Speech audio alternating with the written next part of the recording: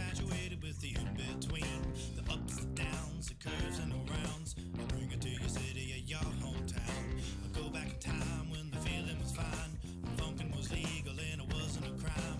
Party people lined up and down the way, a bigger celebration than your birthday. Funkin' up the neighborhood, I felt the fool 'cause the funkin' was good. Funkin' in the city, funkin' up in the woods. Funkin' up the neighborhood, funkin' up the neighborhood. I felt the fool 'cause the funkin' was good. Funkin' in the city, funkin' up in the woods. Funkin' up the neighborhood.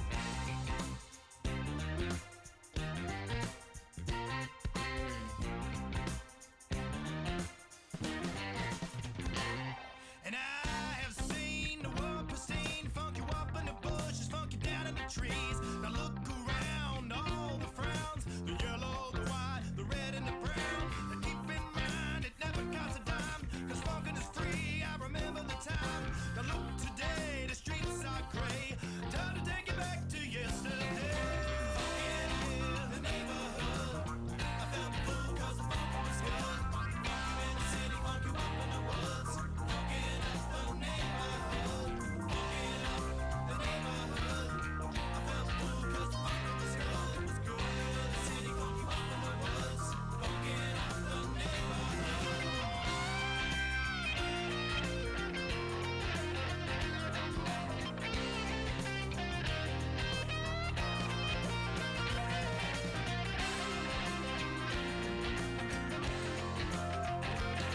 the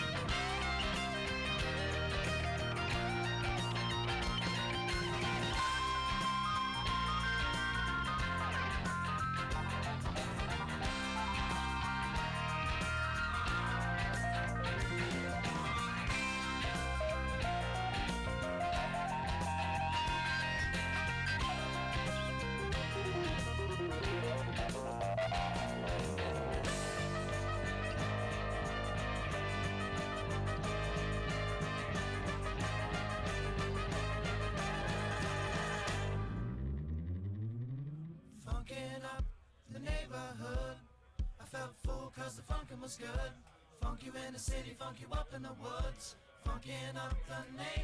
neighborhood, funkin' up the neighborhood. I felt a fool 'cause the funkin' was good.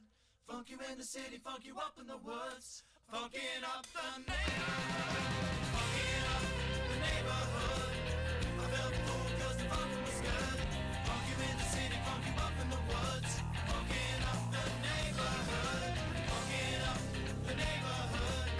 I felt a fool 'cause the funkin' was good. Funk you in the city, funk you up in the woods. Funkin' up the neighborhood.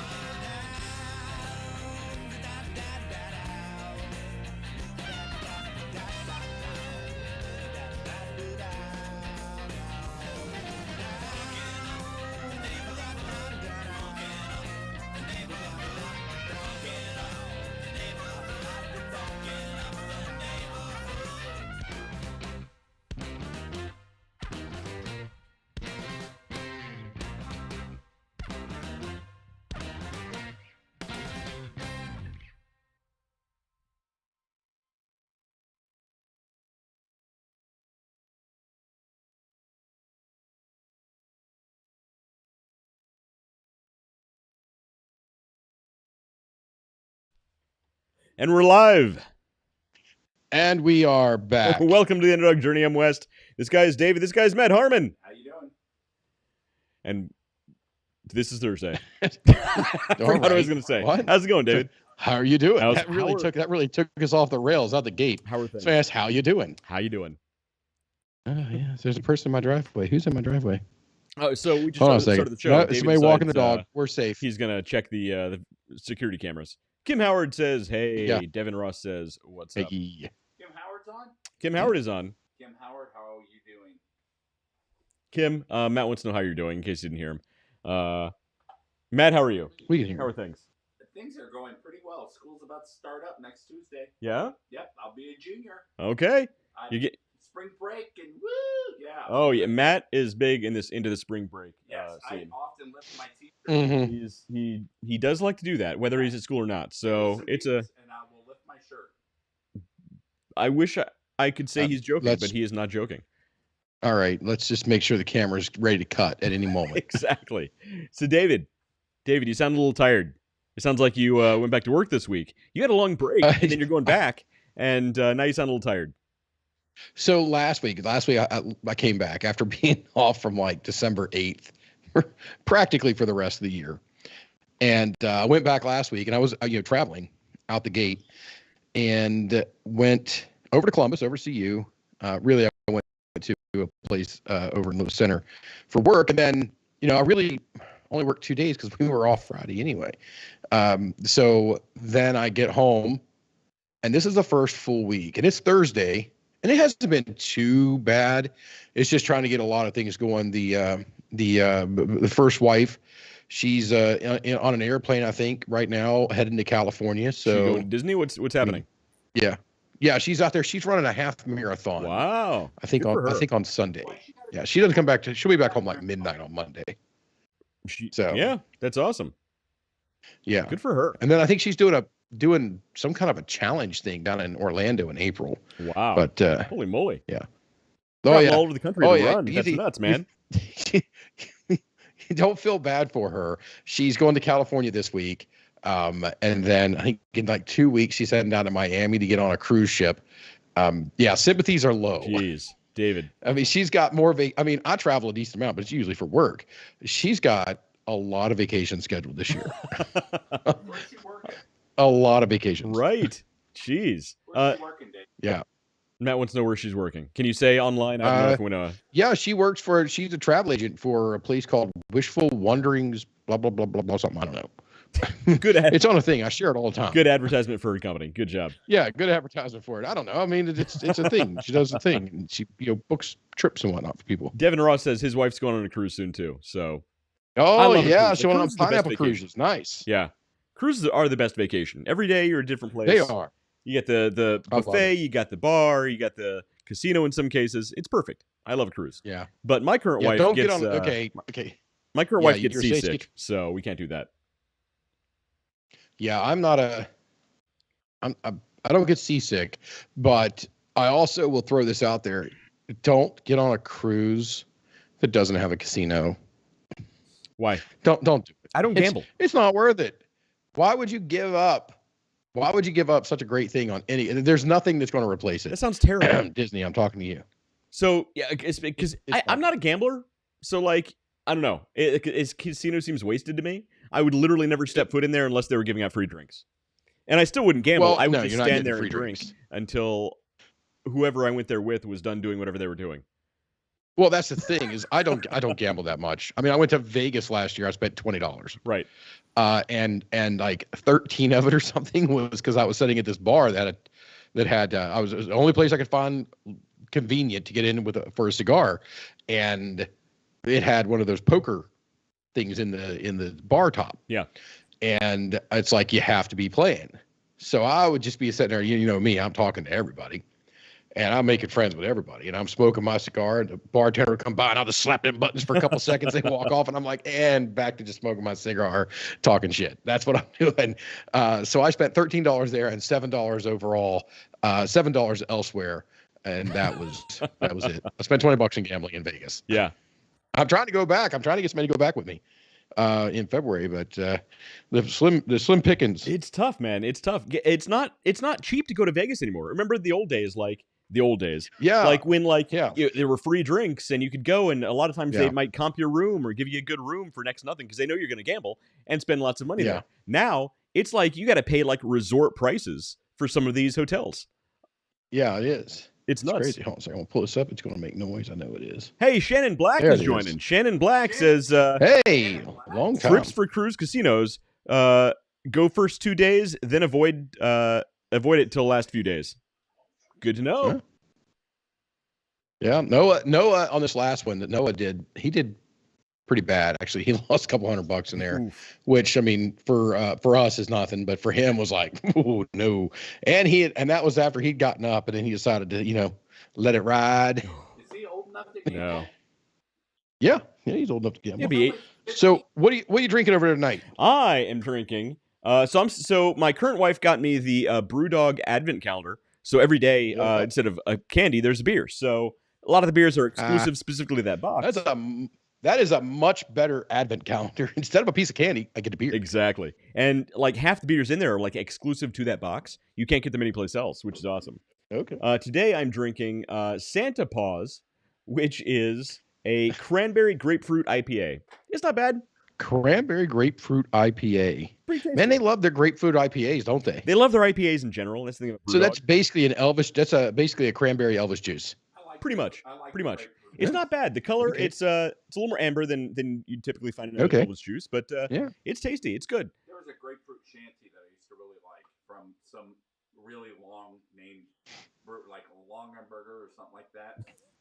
Yeah, I love a shandy. Lining Kugel? Yeah, that's it. It's not Longaberger, that's the basket. Longaberger. It came in a weaved bottle. I don't know. Yeah, there was a weird... weaved bottle. A lot of it leaked out. Yeah, it's hard to keep it in there. Yeah, it really was. David, what are you drinking? So, sorry, but I think with all the sharing for the show that I do, Facebook has flagged me. So if I can't send messages right now. Oh no. So that's what I've been saying. You're trying to focus on. It's not that I'm you were like, oh, you seem tired. I'm like, no, I'm trying to get this freaking thing to work. Oh but man, nothing will go throttling through. your activity. They're throttling my activity. Kim, I'm going to send a message over to you. Just says hi, just as a test. Oh no, couldn't send. It couldn't send. Yeah, they've got me completely blocked. Oh, that stinks. So throttling means they just the algorithm just it limits your activity. Yeah. Or it slows down your activity. And David was apparently sending inappropriate messages on Facebook, and Facebook decided, no, I was sharing no more for you. Inappropriate messages. No, it's not because I send wildly inappropriate messages all the time. No, I think this was the bulk messages I was just sending out for the show. Oh man. So they've been getting a lot more strict. Yeah, I'll say that much. Yep, there we go. Oh, Laura says hello. Yeah, Laura Lines Black. Hello, how are you? Yeah, there we go. Devin Ross says Leinenkugel Orange Shandy is amazing, which is it's true, man. Leinenkugel has a lot of good flavors. That's really good. They do, and their shandy beers, man. Love a shandy. Those are some refreshing beers. Yeah, those are some really refreshing beers. All right, so we're gonna chalk this up to a bad job, and move on with life. Right. So, right. David. Okay. What are you drinking? Well, I'm going to show you first what I'm not drinking. That's what's first. Well, that doesn't make any sense. My moonshine? You're not drinking my moonshine? This is the bourbon that West made. It looks like you took a sip out of the bottle. No, I haven't cracked it open at all. It's been sealed the whole time. So this is how old now? This is several years. It's been a while. I've had this bottle. That's the stuff that made Matt feel like he was it felt like you were bald. You felt like you had no hair. Yeah. Yeah, so that's the bottle, and it made the move all the way from Ohio over to New York here, and I kept track of it. That's pretty funny. So it's there. One day I'll be brave enough to drink it. But for tonight, actually, my buddy Keith has actually been on our show in the past. He got me for Christmas. He got me a Goose Island Bourbon County brand stout. Yeah, that stuff's hard to find. It's hard to come by. So so I have a couple in the beer storage area, and I had some not too long ago at a tasting, and that stuff it's really good. So I've not had it yet. So I said I'm going to save it. I'm going to save it. I'm going to do it on the first show. This is the first show back here. Yeah. Since I got it. It is 14.5% alcohol by volume. Yeah, it's no joke. It is no joke. Now, to pair with that, we have our grocery store here called Wegmans, and just like you said, Giant Eagle does these, mix and match 6-packs, and that's what I did. And I grabbed a Southern Tier, which is a brewery in the Southern Tier in New York. In case you guys don't know where that is, it's south of Buffalo and west of Buffalo, and that little panhandle over there. That I don't know why, it's Pennsylvania Light. Really, that's all it is. But I've got a frosted sugar cookie imperial ale. Wow, that sounds tasty. At 8.6%. Okay, you're going heavy today. So apparently I'm crawling upstairs to bed. It says the guy who drank half a bottle of bourbon last week, or the week before last, because last week we were Hofbrau. Yeah, last week we were Hofbrau. We behaved ourselves very well at Hofbrau. I was shocked. Possibly because I did not behave myself. I did not behave myself the night before, and it was crazy. It was crazy good. So I got a couple more here that I came across. Let's see here. I've got 2 Oktoberfest, which is my favorite type of beer, and this is the Saranac. Oh, I don't know that one. Oktoberfest. I like the little picture of the Stein on it. Yeah. Stein, and in honor of that, I grabbed my Bubenstein, of course, to drink out of. Of course. I mean, if you can drink out of a glass that has boobies, or drink out of a glass that does not have boobies, I mean, really, there's no competition there. There's no. So that's one of them, and then I've got a Resurgence, which I've never heard of this brewery, but it's an Oktoberfest lager as well. So I don't know anything about this brewer. I've never heard of them before. Resurgent, have you? I know I've had them before, but I can't recall where or when I would have had it. I know the name though. So yeah, let's see here. It's something in New York. I don't know. Resurgent Brewing Company, Buffalo, New York. Okay, yeah, sure. There we have, and then we've got this Dogfish Head. Oh, I like Dogfish Head. Yeah. Yeah, this one's odd, okay, and I might not get to this one tonight. I'm really hoping I don't get through all of these tonight. That would not be a good night. I mean, I am going upstairs and I get to bed all to myself. Remember, tomorrow's a work day, so. Yeah, well, I've only got one meeting on the books for tomorrow, so I think I'll make it. What is the, and this one's called a Crimson Crew, and it's a red ale, and I do like red ales. I mean, there's nothing wrong with a red ale, but it says, and this is the part that got me, brewed with sumac. Yeah, okay. And I'm like, I don't know. I'm worried that it's going to be absolutely terrible, but it might not. I don't know. Yeah. So the last 2. Go ahead. I like Dogfish Head a lot. That's a cool brewery. Yeah. So Dogfish Head does make some really good beers. They actually had a TV show a while ago called Brewmaster that only went for like 6 episodes, and I think it was on Discovery Channel. But they only went for 6 episodes, and it was getting huge ratings. But they got canceled because Anheuser-Busch went to the Discovery Network, the parent company, and said, you need to take this show off the air, because they saw that as competitors advertising against them. Which, come on, Dogfish Head versus Budweiser. Anheuser-Busch. First of all, it's not even remotely what the same audience. What they did marketing last year did more damage than what Dogfish Head could have possibly exactly. But they went to the owner of the parent company of Discovery and said, hey, you got to take this show off the air. It's advertising against our competitors. If you don't take it off the air, we're going to pull all of our ad dollars from all of your channels. And guess what happened? Go fuck yourself. And guess what happened? Now you can't even find that show on DVD anywhere. Oh, that's rough. Yeah. It was a great show too, man. Like, it showed all the inner workings of how the brewery worked. It showed how they built the brewery up from literally nothing. It showed them how they made experimental beers every episode. It was pretty cool, man. It would be. But I got the last 2 beers, and they're probably, I mean, with the exception of the bourbon beer over there, these are the 2 I'll probably drink the most. Now, I actually like this. I've had it several times before. It's 1664 Blanc. Okay, nice one. So I don't know if you've ever, I mean, people talk about French and wines and champagnes and all that fun jazz. French aren't too bad with their beer either. The champagne. So, they make a good champagne. A good champagne. So this right here is a pretty good one. I've had it a few times, but I'll be drinking that tonight. Good choice. Yeah. And they serve it proper. It's 500 milliliters. So that means it's a half liter beer, so I know how much I'm drinking. Right. You can't go by these silly ounce things. Who uses ounces? Bunch of dumb Americans. Freaking. And then this is one I've never had before, but I had to get it, and it's called Dale's. Just Dale's. Dale's Pale Ale. Dale's Pale Ale. so where is Dale? Is Dale's the brewery? Is that the name of the beer? That's the name of the beer. Said when Dale started hand canning his hopped up mother of a pale ale. That's what it says on the can. Pack it in, pack it out.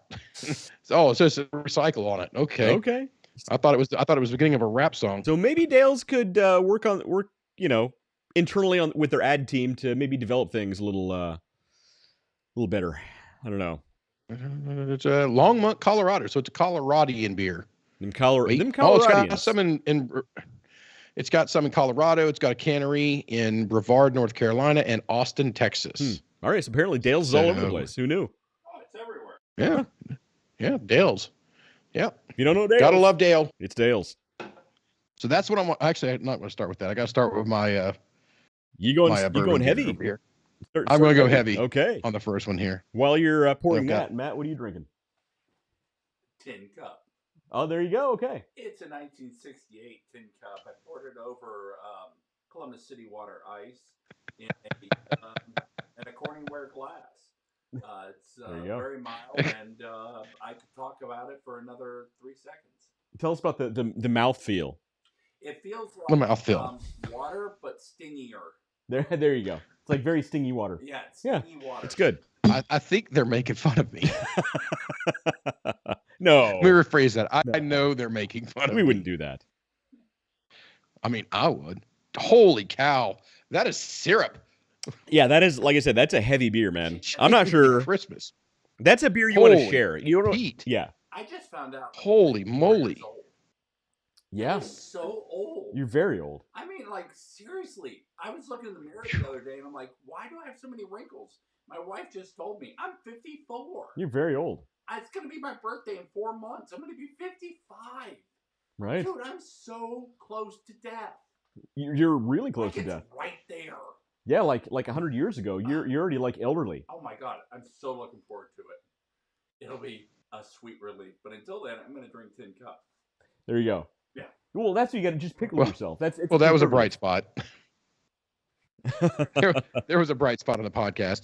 There you go. I'm so old, I'm about to die. Yeah, this show is starting off well. Jeff Leffingwell knows what we're talking about. The show is starting off really well. Oh man, that's good. So I've been designing stuff, and I can't tell. It's supposed to be a surprise. Never mind. Jeff, go away. Go. No, but he's on the. I know West. You know what I'm talking about. He's on the 2024 schedule. Yeah. Yeah, it is. Let's see. To me, I just can't reply. Right. Yes. So yeah, David. Again, your problem. You got to stop with the inappropriate messages, and you'll be able to send messages on Facebook again. It's just what happened here. Okay, we back. Oh, lose your audio for a minute. Yeah. Jeez. Yeah, it's like no. I poured this beer. It's like even the microphone got drunk this week. The microphone was like, nope, dude, that needs to be turned off. Oh, you don't need that. You're telling me what you really think. Okay, let's move this around here. Okay, so what do we got in the news? All right, well, so you actually sent me an article that I thought was pretty interesting. So, that is not good. That's not good? You didn't like it? No, I do not like that at all. Oh, man. It was pretty tasty. But again, it's a heavy beer. You got to share that one. It's not when you really want to sit down and drink by yourself. Mainly I'm not. You don't want to drink the whole thing by yourself. No. Oh. That is a beer, and I'm a beer drinker. And would you say 12.5% alcohol? 14.5. 14. That's 14.5%. 14.5. That's a serious beer. It's like 14. It's like you melted down a Hershey's chocolate bar. Yeah. And mixed it with just grain alcohol. Yeah. Some corn liquor. That's good stuff. Some corn liquor. That's what that is. That is very good stuff. So I still have some of those ultra high ABV. Yes. I got your thumbs up bubble there on Skype. That's pretty funny. I still have. Does it do it? It did a second ago. Oh, yeah. There it goes. There it went. Funny. But no, I still have some of those ultra high ABV beers from Brewdog that we need to drink sometime. Yeah, we were supposed to drink. Yeah. So what we need to do is we need to get a hold of James Watt and Nick. I can't remember his last name. Nick, the head brewer from Underdog, and he can kind of walk us through what these beers are. But it'll be fun. Would be. All right. So if people remember, West and I absolutely destroyed a product launch is it a few months ago or a month and a half ago, something like that? Yeah, a couple months ago from Humane's. It was from a company called Humane, and they basically come up with like a big giant phone-sized lapel pin that is a replacement for your phone. So it does all of the but without a screen, non-screen related things that a phone can do. So it's basically a phone that doesn't have a screen, so it's only about half as useful, if that. But interesting, and nobody could have predicted this at all. I chose the wrong screen. Nobody could predict this at all. They just had to lay off a bunch of people. Yes. And it's funny, it says 4%, so I don't see why that's big news, but I have a feeling it's probably more than that. Or maybe 4% is a lot of people. Which worked out to 10 people. So yeah. But I'm not sure how big their team I would really was. like to know what roles these people had. Yeah. To get rid of at this point. I mean, they haven't even filled a first order yet. Right. Well, so a lot of their first order. That's the funny thing. A lot of tech companies right now are having really big layoffs. Really big layoffs. So let's see. I just found another one that was from, Amazon owns Twitch. And we did a story not too long ago on Twitch about how they were going to allow tasteful nudity. And they immediately withdrew that ruling. Yeah. We found out now that was actually a sort of a last-ditch effort before they'd have more layoffs, because they just laid off another 500 people, about 35% of the staff. That's a big hit. So that was a big hit. I mean, there's probably a lot of graphic designers that are now just being taken care of by Imagine.Meta. Right, and because Bloomberg is a dick, I can't see the rest of the article. But oh my god, okay. I do know that back in November, I think it was, they had other layoffs. So this is more layoffs on top of those layoffs. Yeah, stay on that screen for a moment, because I want to tell you guys something. I'm gonna lay down some information, news. No, here's a tip. Okay, if you can get the person's name who wrote the article, you can actually go to that person's website, or you can go and search around, like people like Bloomberg who want to charge you for subscriptions. Yeah. They're not the ones they're not the ones actually authoring these articles. Right. They're the ones who are making money on them, but not the authors. So you can actually take the author's name and go search this article up elsewhere. I do it all the time. I hate it when I'm scrolling through and I'm reading something. Yeah. And it's like, for more of this, subscribe. Get scroll up, look at the name, go over here, search it up, and I don't pay for any of them. Right. Dave and Deanna out there said hi. I don't know which one's watching, Dave or Deanna, but hi. Possibly both of them. Can I just say that possibly both. They're sitting there. They got a bowl of popcorn. They're just watching. These Underdog bones are so good for me, which means they'd be great for a dog. You're a great salesman, Matt. They're really good dog bones. What flavor are you eating? I don't know, whatever flavor I grabbed. Oh, David, you got some right there. Nice. I got them handy. Good brand representation. I got them handy, man. I can crinkle this. If I crinkle this thing loud enough, my dog will be standing. So I've got the two French doors on both sides of the office here. If I crinkle this bag, she'll be at one of these windows, just with her nose up against it, looking in, like, I know what you got in there. That's exactly what I would be doing. So, look, but no. So I've been baking like crazy. Trying to stock up a little bit, because I know as soon as I publicly release this, they're available, I'm gonna have some pretty big orders come through. So I've been baking like crazy trying to get those fulfilled. So but yeah, for those of you out there, apple bacon, apple crunch, and pumpkin spice. And I'm telling you, my house smells amazing when I'm baking these things. Okay, so this is how good these things are. You could take out a cookie sheet. I use the wax paper type wax stuff. Paper? Yeah. Is it wax paper or something else? Parchment Anyway, paper? it's paper stuff, like parchment paper. Yeah. And throw it on a cookie sheet, put them in the oven with the pumpkin spice ones, and your whole house is going to smell like freaking pumpkin spice. It's true. It smells pretty awesome. They smell delicious. I am not, I don't own a pair of Uggs, so I'm not quite a basic white girl. But those pumpkin spice, they make you want to wear some Uggs though. Yeah, I mean, I was that close to buying 3 pair the other day. Uggs and go to Starbucks. I'm telling you, it's totally worth it. Good stuff. What is that? Okay, so because I don't know, because to me a Stanley mug is not that big of a deal. What the hell happened? That's a story right there about how branding on something, and you get the right person to pick something up, and how much it can launch a product for you. Yeah. Unlike the people who made that little AI lapel pin thing, but. All of a sudden, my news feed just blew up with just nonstop things about being marked safe from getting a Stanley mug. I'm like, man, Stanley's been making thermoses for years. What the hell happened? It's a big deal right now. So a little while ago, Starbucks and Stanley mug put out an exclusive Starbucks pink sparkly mug, and I guess each store only got like 15 of these things. And I mean, there were people jumping over the counters and stealing them, and just going crazy for these mugs. And right now, you can still find them on eBay, I think, for like $400 or $500. What?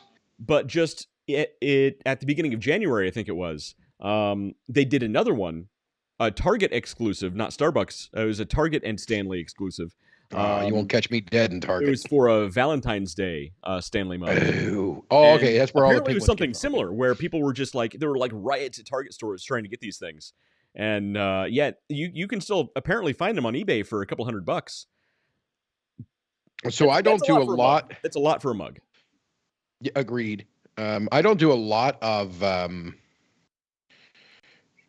stuff that takes me to Target, but I do shop all the time and like nonstop on Facebook Marketplace. Yeah. And I keep seeing these things like all over the place. I'm like, gee, Merry Christmas. And a couple people of them like, that's why I picked up the phone to take a look. What's going on here? Hi. Some shopping while we're online doing. I'm just doing some shopping. It's live fine. On the internet here. We're going to look at, we've got an Apple display for $145. That's not bad. So me starting to build guitars, starting to build the acoustic guitars, that has led to a lot of things. I have found tons of stuff on Facebook Marketplace, but anyway, the little mugs have been, and now it's not going to show up. Of course. I mean, it's always the way. I haven't Googled them. Probably a couple $100. So, yeah, I mean, and I was what the heck happened? What one of the Jenners did this? Right. So I think what it was is somebody on TikTok. It was a TikTok fluencer. I really like Marketplace because you can put in things like paraglider, and all of a sudden your marketplace is flooded with different paragliders for sale. And I'm never going to actually buy a paraglider, but I love looking at them and thinking, holy shit, I could buy a paraglider. There you go. It's fair point. Could be a paraglider. That data does follow you around. Yeah. So, the funny thing. So, my wife and I were looking at beach houses earlier for a vacation we're going to have in a few months. Oh, I thought you were moving. Yeah, we're going to move to a beach house. Now's a perfect time for me to do that because, I'm selling that many dog treats. So nice. But no, we were looking at beach houses for a vacation coming up, and I'm not even kidding. Not even 3 minutes later, after this conversation was over, I'm scrolling on my phone doing something else, and I see a big old ad for Panama Beach. Oh, that's just a coincidence. It was, of course. Oh, okay. Of course it was. Oh, so actually, I turned down a job that would have taken me, and I would have lived in Panama City Beach. Oh, funny. There you go. Yeah. See, you missed your opportunity. Yeah, turn it down. You can live where other people vacation. No, I don't want to live in Florida. I get it. I know that there's a lot of people there, then they're like, oh, yeah, they do vacation in my home. That's great.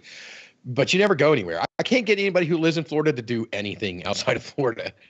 I call them up, I'm like, hey, you want to go to Vegas? How about we go to Orlando instead? Because, David, you're missing. They live just where other people already go for vacation. You know what Why would you ever leave? I don't want to go there. How about we go to the Caribbean or Europe? Let's go to Europe.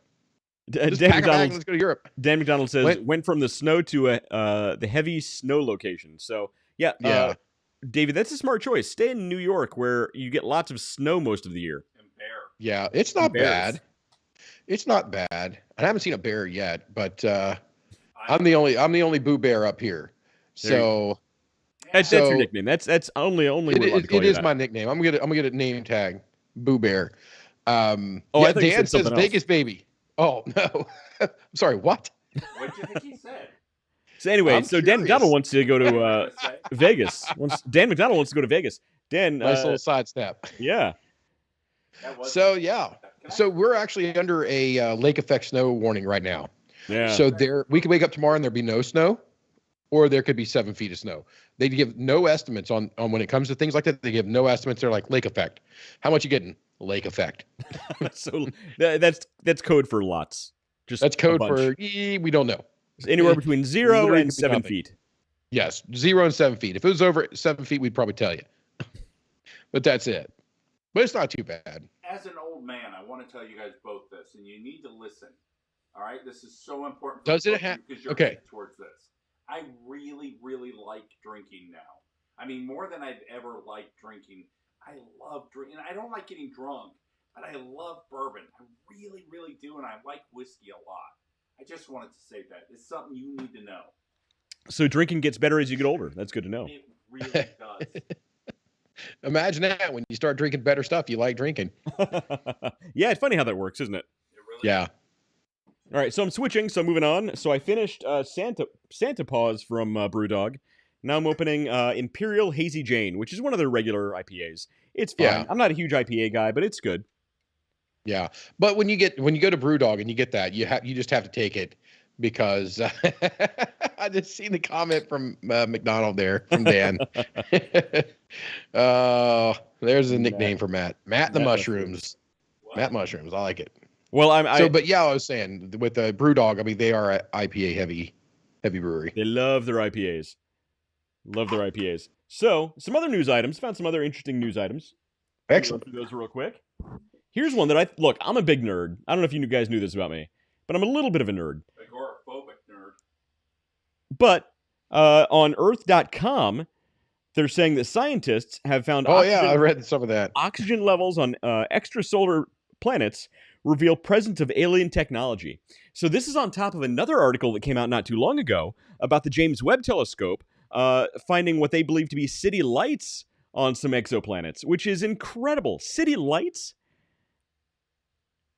Anybody else want to call bullshit? Look, do you all remember the pale blue dot? Yes, it was pale and it was blue. Okay, we live on the pale blue dot.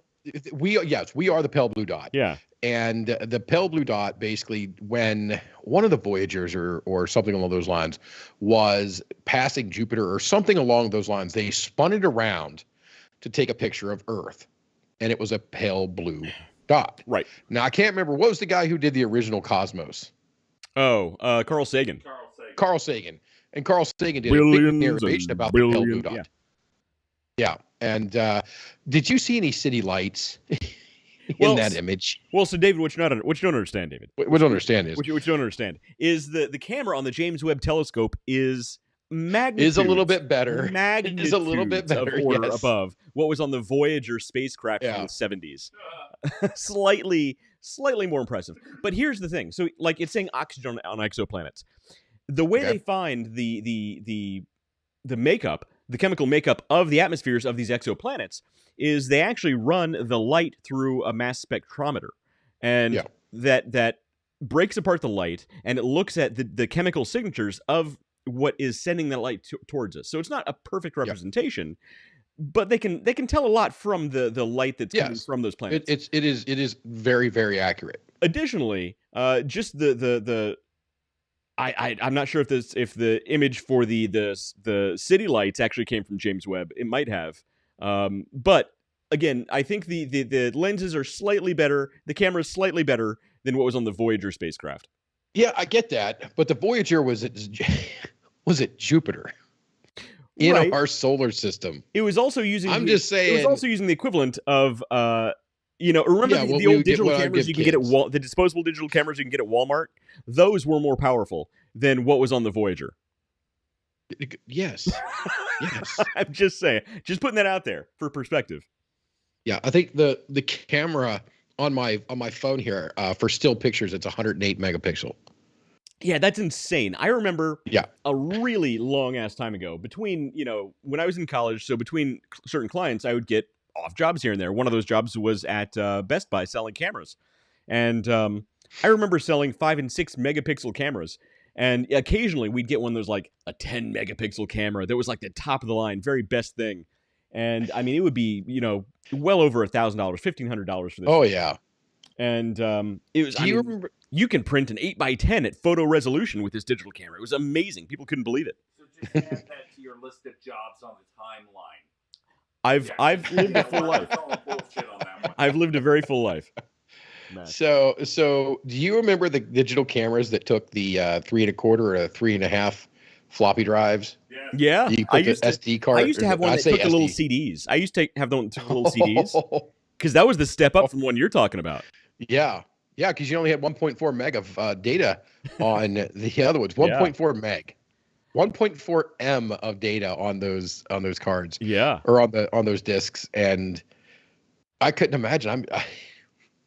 A half a second of our video is more than you can't put it on this thing. Oh, yeah. I remember the first time. You might be able to take a still shot. I remember the first time I ever saw a 1 gigabyte memory card, and it was like $150. Nobody wanted to buy these things because it was so expensive for 1 gigabyte. And now, like, you can't give away 1 gigabyte.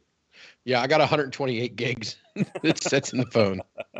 Right. I got 128 gigs, and it'll take up to like 500 gigs on the SD card. Yeah, if somebody gave you like a little thumb drive with 1 gigabyte, you're like, what am I supposed to do with this? Yeah, and I'm just as guilty as the rest of the salesmen in the world of, we buy these jump drives and we buy all these SD cards and whatnot to give out as, tokens at trade shows and all the things that we do. They have to have at least 8 gigs, otherwise it's trash.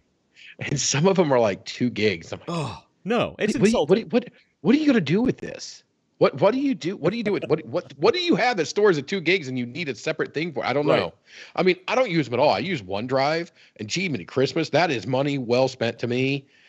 Although I do have unlimited storage space through Google. I have unlimited storage space for free, paid in my subscription to Google, paid in my subscription to Amazon Prime. Yet I pay separately for my OneDrive because, I mean, it's so easy to use. Yeah. And it's accessible from anything, anywhere. I don't use OneDrive worth that $12 a month. Because I think Bill Gates might be Satan, but that's just me. I don't know. Sorry, Bill. Hey, David, look at the screen. We didn't say you are. We said you might be. And to be honest, that is a statement that can't be proven true or false. So I don't think that's liable because, first of all, it's not written. So it can't be slander because we said maybe, not is. So look. Yes. Prove you're not. Yes. Prove you're not, Bill. Yes. Hey, David, look at the screen. Look at the ad on the screen. He's putting his shoes on over his hooves. Look at the ad on the screen. Were we just talking about something very similar to that? Oh yeah, sponsored by Disney Cruise Line. There you go. Look, I'm not saying they're listening. Unbelievable awareness of AI. I'm not saying they're listening, but they're listening. All the time. So I've got the Amazon Echo Show I got one next to my bed and I've got one down in the kitchen. Because I am the weirdo that when I'm cooking dinner, which I do most of the cooking here, when I'm cooking dinner, I like to watch Downton Abbey. Yep. Ew. Call me whatever you want to call me. Absolutely love this show. Look, people like what they like. Absolutely love the show. Look, and, David, people like what they like. It's not your fault that your preferences are those of an 80-year-old housewife. Hey. I would have been above floor. You'd have been down, okay? You'd have been a rebel in another country. All right. And I would have been a Lord of the Manor. So we're cool. Anyway, I'll be talking and yelling something upstairs or something. And the Alexa will just chime in. Yeah. With just like, hey, here's my opinion on what you guys are talking about. Right. Oh, hang on. Yeah. Dude, not cool. Speaking of Alexa, there's something else that we got to find. Hang on. Hey, Google. So I've gotten reports and I've seen them here that my camera is glitching a bit. The mic was cutting in and out. So we'll take a look at that. It might be who's telling you your camera? I haven't seen it in the comments, but your camera is glitching out. Yeah, it's glitching. So I can't find it right now. Just Mac. But okay. I still can't reply. I can't send messages. It's got me completely shut down. Did you know that if you eat like McDonald's Happy Meal or whatever when you're drunk, it doesn't count as calories? That's true. Actually, most food that you eat when you're drunk does not count as calories. It really does. It's only true. If you keep drinking and it comes back up. It does not absorb. Now, what are we looking for? I was looking for it's a doll. I think it's called Moxie. I think might be the name. But it connects to Alexa, and basically it's like a digital friend for your kid. And so it'll speak to your kid, but it's through this doll. And apparently has like cameras that will watch your kid, and it can hear and speak and respond to your kid. And apparently there have been a lot of complaints about this doll because not only are parents being creeped out by it, there have been cases where some parents have claimed it's been speaking inappropriately to their kids as well. So that sounds like a great idea. None of that's good.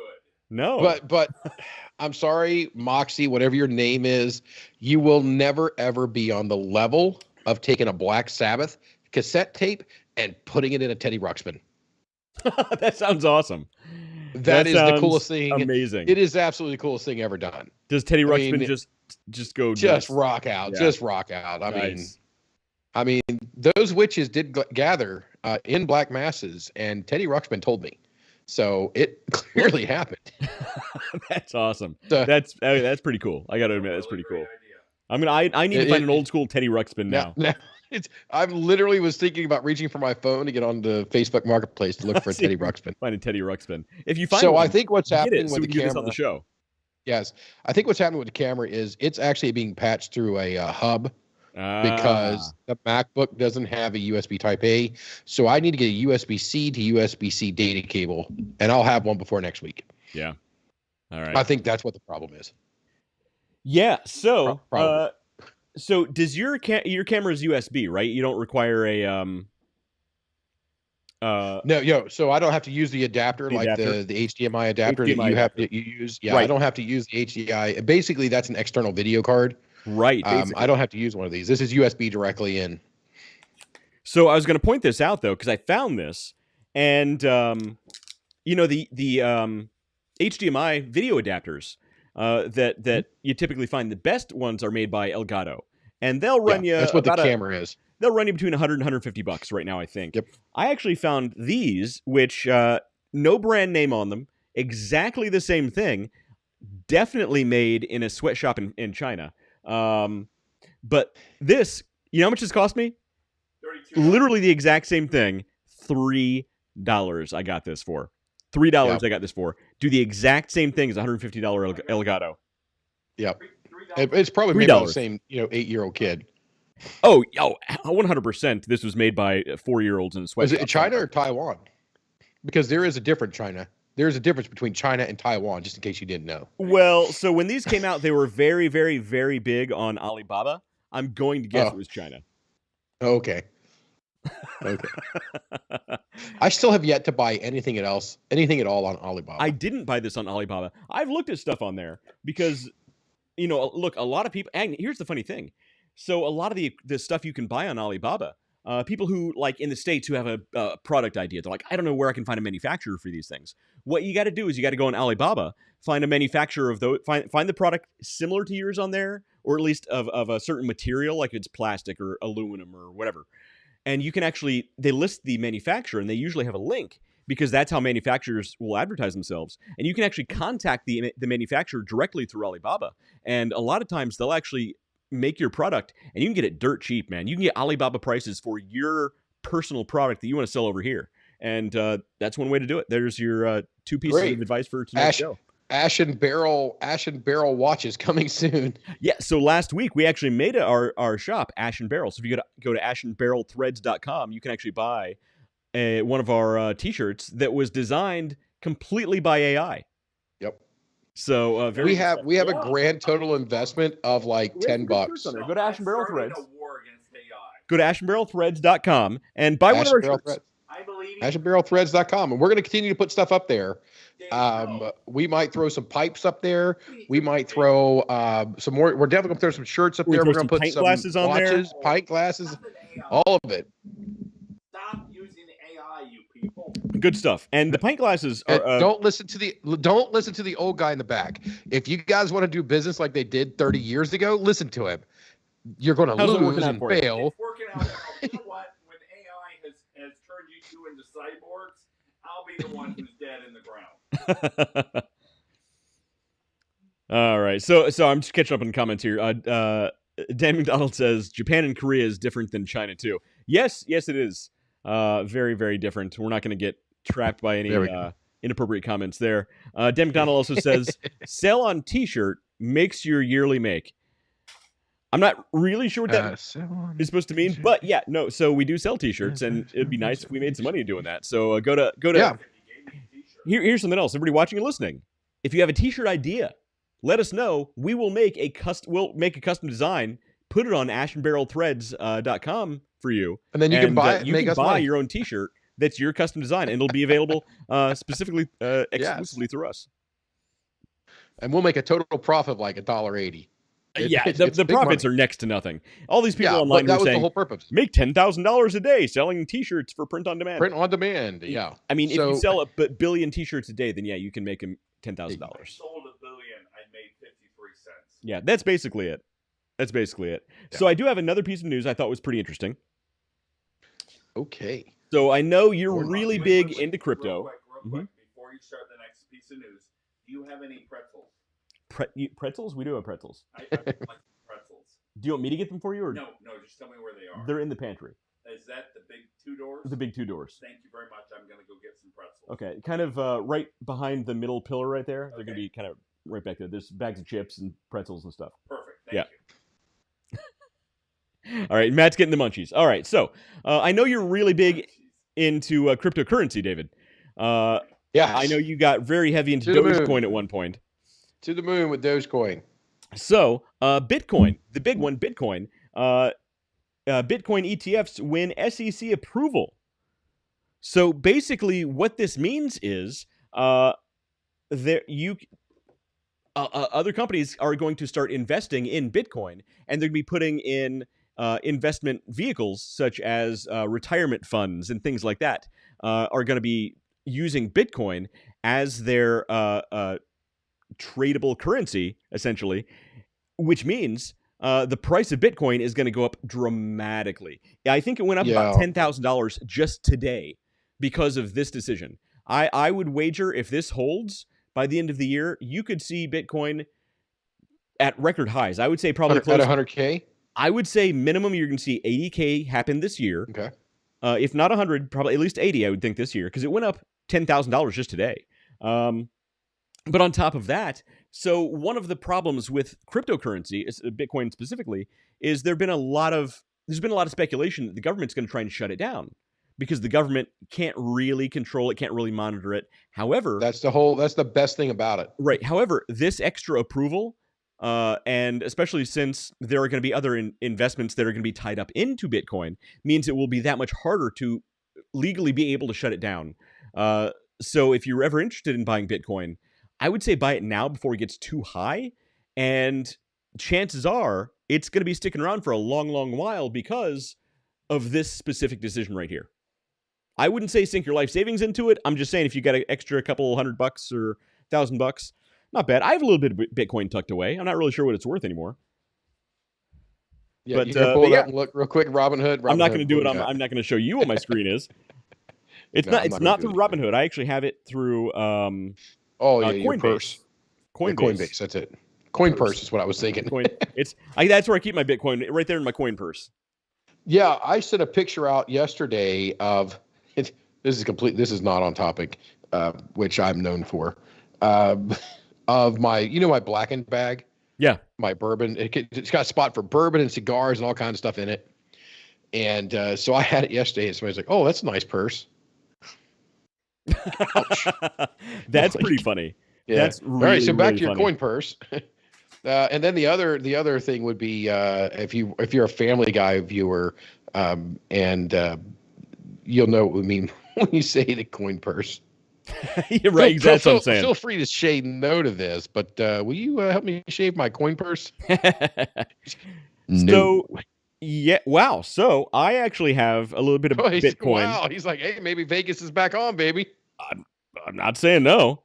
I'm pleasantly surprised with. I hadn't looked at this in probably almost a year. I haven't looked at this, and I am pleasantly surprised with what's happening with my Bitcoin. Holy moly, that's a lot more than I thought. Nice. It's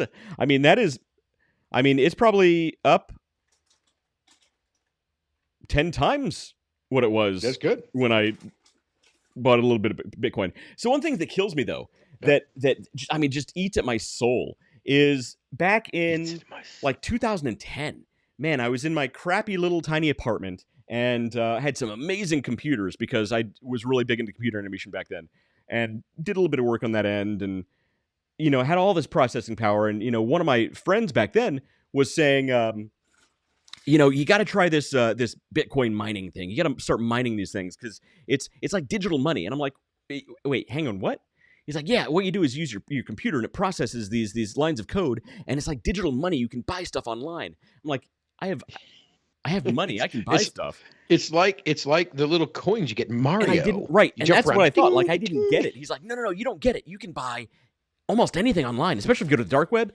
And it's just money that you generate from your computer, just doing stuff in the background. It's called Bitcoin mining. I'm like, I don't know. I didn't see the future in it. I didn't see the value in it. And at the time, a whole Bitcoin was like less than 50 cents. It was like maybe like a quarter. 50 cents, okay. It was just nothing. Ooh. And now a Bitcoin is, what are we up to? Hang on. $46,000? Okay. So it's got about $20,000 to go to get back to its peak. Right. So it's not at its all-time peak. I'm just saying it's up significantly higher than it was. Well, and if they can keep, I mean, because the government, damn, there's no way to talk about politics, huh? Everything's political. There are people, government that are, they're talking about a digital currency, and if we can keep this from becoming that digital currency, then I see Bitcoin as something in the future. Yeah, so we're not getting political, but you're right. So one of the reasons people, not us. The bottom line is Jefferson was right. One of the reasons other people are saying that you don't want the government's digital currency is when somebody else has control over. So the thing about Bitcoin is it's decentralized. It's not centralized. Not one group of people has control over the whole thing, right? Yeah. Government currency would be something else. That would mean that a small group of people could turn it off if they don't like you, or if they say you're not saying or doing the right things. Or if your social credit score is not where it needs to be. Or if they say that you're buying the wrong things, they don't think you need to buy that right now. Guess what? They can choose that you're not going to buy that right now.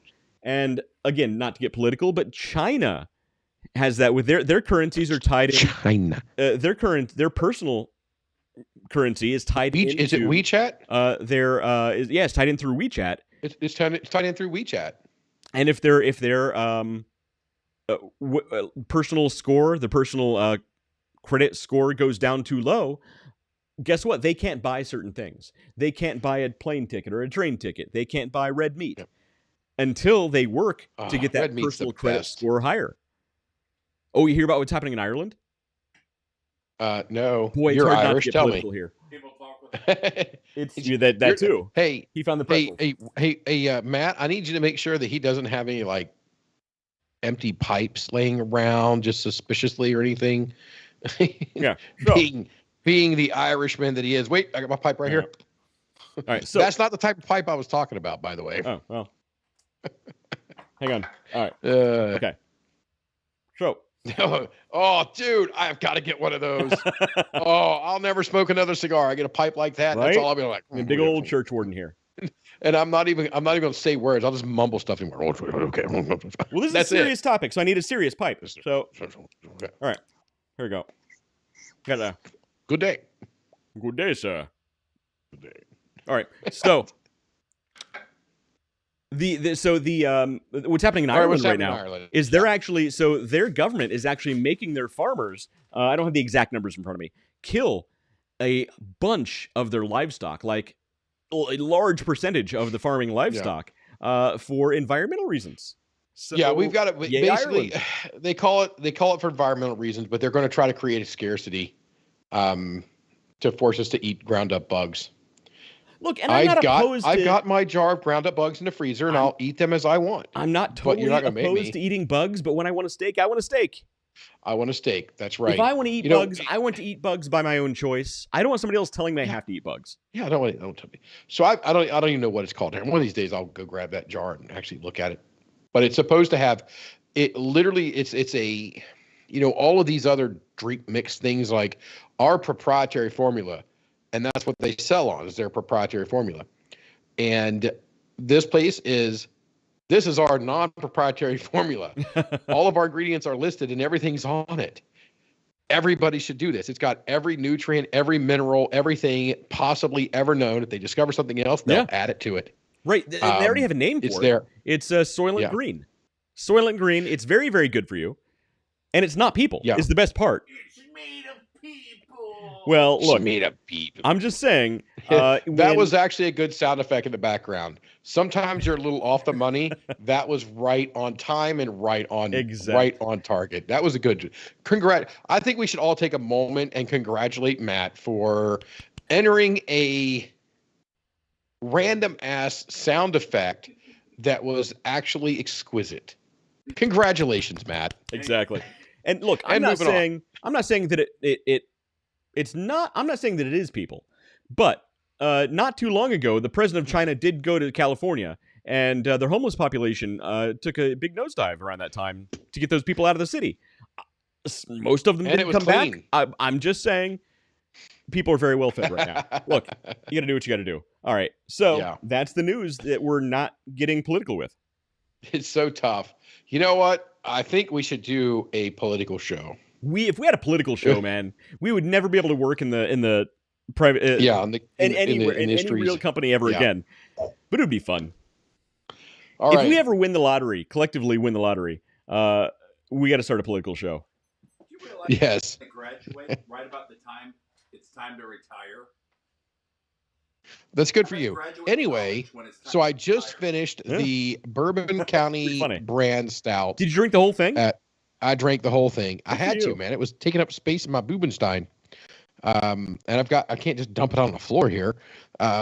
So I finished it, and I'm glad I'm done with it. And if somebody ever offers me another one of these, I'm going to break the bottle and stab him with it. It's a good beer, but yeah, drinking a whole one is it's rough, man. It's a serious beer. Brutal. All right, so what beer next? What beer do we go with? Dale? You gonna try the Dale? Dale's? I've never heard of Dale's. I have to look that up. Apparently, they're everywhere. They have 3 canneries. Yeah, 3 canneries. Look, I mean, and of course, that's what a 12-ounce can looks like in my hand. It's ridiculous. Yeah, I want to see you hold a bottle of Red Bull. It'll be like you're holding a tube of chapstick. It would be. So I think we're gonna go with Dale's. We're gonna go. There's 2 Oktoberfests.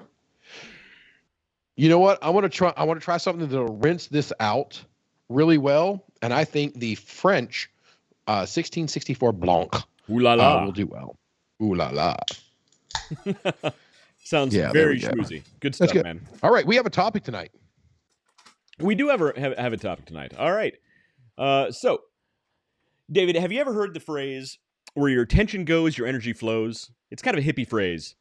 But yeah, I have, and I've laughed at every person who's ever said that. But it's true. It's true. Think about it. And you know what got me thinking about it, and especially this topic, it kind of all tied together. Have you ever been working on something so hard and so long that when you go to sleep, you're dreaming that you're still trying to finish that thing? Yeah. Duck detectors. Right? God, I hate duck detectors. Yes. Right. So. Yes. Yeah, exactly. So whether it's a spreadsheet or whether even a video game, you get these dreams where you're like, and I've even been so deep into these dreams where like, your alarm is going off, but you don't want to wake up until you finish this thing, but you can never get to the end of it.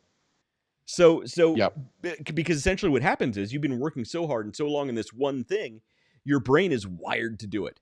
And that's kind of the amazing thing about like human anatomy, or the way our brains work, is we're super adaptive creatures, right? We're just built to adapt to things very quickly. And the more we do something, the more our brain is adapted to do it, right? It's all about how you build these neural connections, and the more you do something, the stronger that neural connection gets. Unfortunately, however, many of us will look at our phones during podcasts, or will be. I can text again. Or we'll just. No, I was also pulling up. I know. The thing. I'm joking. But it did call. But he did straight call my ass out on that. That was good. But no, it does happen though. You spend so much time on your phone, or you spend so much time watching TV, or just slacking off, or doing whatever, that your brain is hardwired to do that. And the more you do it, the more those neural connections to say, yeah, this is the process to do things, the more that happens. And especially with phones, look at social media. You know the reason social media is so incredibly addictive? Dopamine. Instant dopamine, nonstop dopamine. Exactly. Big fat globules of dopamine. Exactly. And Dan McDonald's typing in code. Wait, let's see. David's reading the code here. So apparently Dan misspelled boobies on his computer, and that's what he came up with. That's what it is. Ladies and gentlemen, that is not Boolean algebra. That is misspelled boobies. And to that, Dan McDonald says, point proven. So Dan, I know you were trying to spell boobies on a calculator, and you misspelled it. Okay, so Dan's the only one who's going to understand this. But along what Wes is talking about, I have actually cracked cams in my sleep because I have been focusing on how to make things work. How can I get this to work with these other 30 freaking actions that I've got to do? And I have dreamt the solutions in the past. Right. And right, exactly. Because that's just how your brain is wired to work. But the problem is, it's in everything that we do. Everything that we do hardwires our brains to do those things. The more we do them, right? Yes. So, and it comes down to it's something else we've talked about in the past, and I'm wishy-washy on it because it sounds like all like touchy-feely BS, hippy-dippy nonsense, which is affirmations, right? People who speak badly about themselves. Positive affirmations. It gets into your brain, and your brain starts to get used to hearing these bad things. People who speak, highly of themselves, guess what? It gets into the brains, and they speak highly of themselves. And sometimes it can go to your head, David. Other times it can make you feel... What was that? I missed that. Exactly. And other times, go to your head, David. It can make you feel lesser than what you should feel. And we can all relate to this. So how do we rewire our brains to... Wait, is that actually in the thing to call my ass out? I need to look at it's not. That is not the agenda. That's really ad-lib. Oh, that was on the fly. Okay.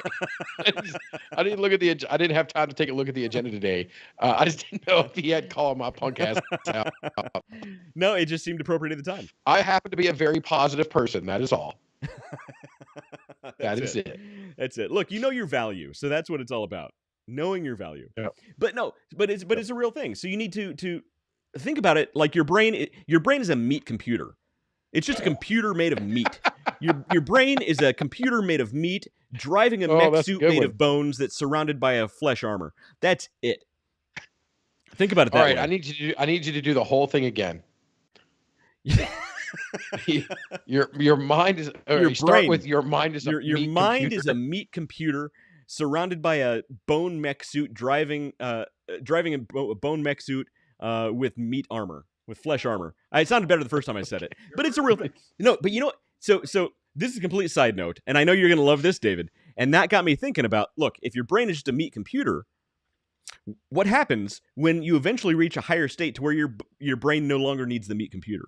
Now, what also happens when an AI gets so advanced, it no longer needs its substrate of a silicon computer. Yeah. Now, you have these two disembodied smart entities floating in the ether, and one says, hey, I used to be meat. Hey, I used to be silicone. Which one's real? Think about it, David. Just saying. Just saying. Yeah. I'm going to need a lot more beer before we can get to that level. This is the episode where we smoke weed. I'm kidding. No, it's not. We all did a lot of mushrooms before we did this show. That is not true. That is not true at all, by the way. No, it's not true at all. But no. So anyway, we drink beer and liquor. Exactly. So no, but rewiring your brain. That's what it's all about. And I think that's how you have to look at it whenever you say, why am I not achieving my goals? Why is this not working out for me? Why am I having problems over here? Maybe because you suck. It's because you're I like Dan's comment here. It's because maybe you're wired through habit to do certain things. And it's all about the Bubenstein. It's all about the Bubenstein. So we have some advice on how to help rewire your brain. I really love Gilda Radner when she was on SNL in the beginning of SNL. Have you ever watched the old Gilda Radner sketches? Does that have something to do with Bubensteins? Yeah, she had boobs. Oh, okay. All right. Ladies and gentlemen, a woman had boobs. Yeah. All right. Gilda Radner, what a great comedian. Moving on. What a great old broad she was. Yeah. What a great old hag. All right. Broad? So, I think they'd rather be called broad than a hag. Yeah, I don't think you're allowed to call ladies hags, David. But what if they are a hag? Isn't there a technical term for a hag? Like a sea witch? She's a witch? That's what I was saying. She's a witch who lives at sea? Yes, it's a hag, right? I think, look, I think Gilda Radner might disagree with that. I didn't say she was a hag. I'm just saying. I wouldn't feel comfortable in this day and age calling a woman a hag. I'm going to go to the grocery store tomorrow and I'll let you know. There you go. Exactly. Let us know. Let us know how that goes. All right. So rewiring your brain. So here are 5 tips on how to rewire your brain for success. All right. Start with positive affirmations. I am important. That's actually not on the list. I totally should. am good. But no, and I am the best there's ever been. And that's why affirmations isn't on the list, but I'm glad you were bringing this up because it does sound like nonsense. It does. It sounds like complete nonsense. But it works, though. Look, how often have you or anybody watching and listening, everybody here, said, man, why am I so stupid? Something goes wrong. Man, why am I so stupid? Or man, I'm a screw up. Or man, I really effed that one up. I mean, you do it, and subconsciously you do it. You don't think about it anymore. But the problem is the more you do it, the more you start to believe it. The more you do it, the more you start to believe it. And before you know it, you've dragged yourself down. Versus, what if you said instead of yourself, oh man, what if I did it this way? Instead of saying, man, I screwed that up, man, be like, man, that's a learning opportunity. Absolutely. Rewording things. It gets in your brain, and it sounds hippy dippy. But it's a real thing, man. All right, West, how happy are you when you get a chance to prove me wrong? Infinitely. Infinitely happy. Infinitely. I'm supremely happy. It is a standard thing. People get a chance to prove me wrong. They are cockahoo about it. It's true. Because you love being, because you're right often, and you love being right often. I'm right often. And I made this comment the other day. It's like, you know why I'm right so often? Because I was wrong 1,000,000 times before. I wasn't afraid of being wrong. I always took those as I made a mistake. Nobody died that I know of. And that you know I learned from it. And you learn from it, and you keep learning, you keep building. So not being afraid to be wrong and not being afraid to make a mistake have led me kind of to where I'm at now. It is not necessarily a good thing that people are absolutely thrilled when they get a chance to prove me wrong. I'm wrong more than any person I know. Right. And, those words right there, I don't think were even part of your phraseology until very recently. No. I've been saying this for a very long time. I am wrong more than anybody I know. No, I just had to work the word phraseology into that. Yeah, I know.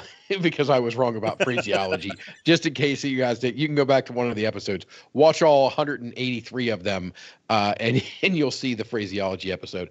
But it's because I'm not afraid to be wrong. I'll take a stance. And if I'm wrong, I'll learn from it. So, but because I've done that so much, I put together a pretty good, this is how things work kind of situation. Mm-hmm. And boy, when people get a chance to prove me wrong, they go, it's fucking cake and balloons time. Sure. It is cake and balloons time. Let's do it. When you're wrong, do you beat yourself up about it? Or do you say, no, that's a learning opportunity? Like, that's sweet. That's great. And it really kind of takes the wind out of their sails. Right. Like, you guys are like, oh, that's cool. That's great. That's good. I'm glad you brought that to me. And they're like, motherfucker. And that's the funny thing. It does not only turns it around on them, it's actually more healthy for you than to beat yourself up over it. I mean, and I catch myself doing it too. I catch myself doing it. Like when I screw something up, and it happens a lot too. I'm like, man, I really messed up there. You can't do it. So I'm you can't say that to yourself.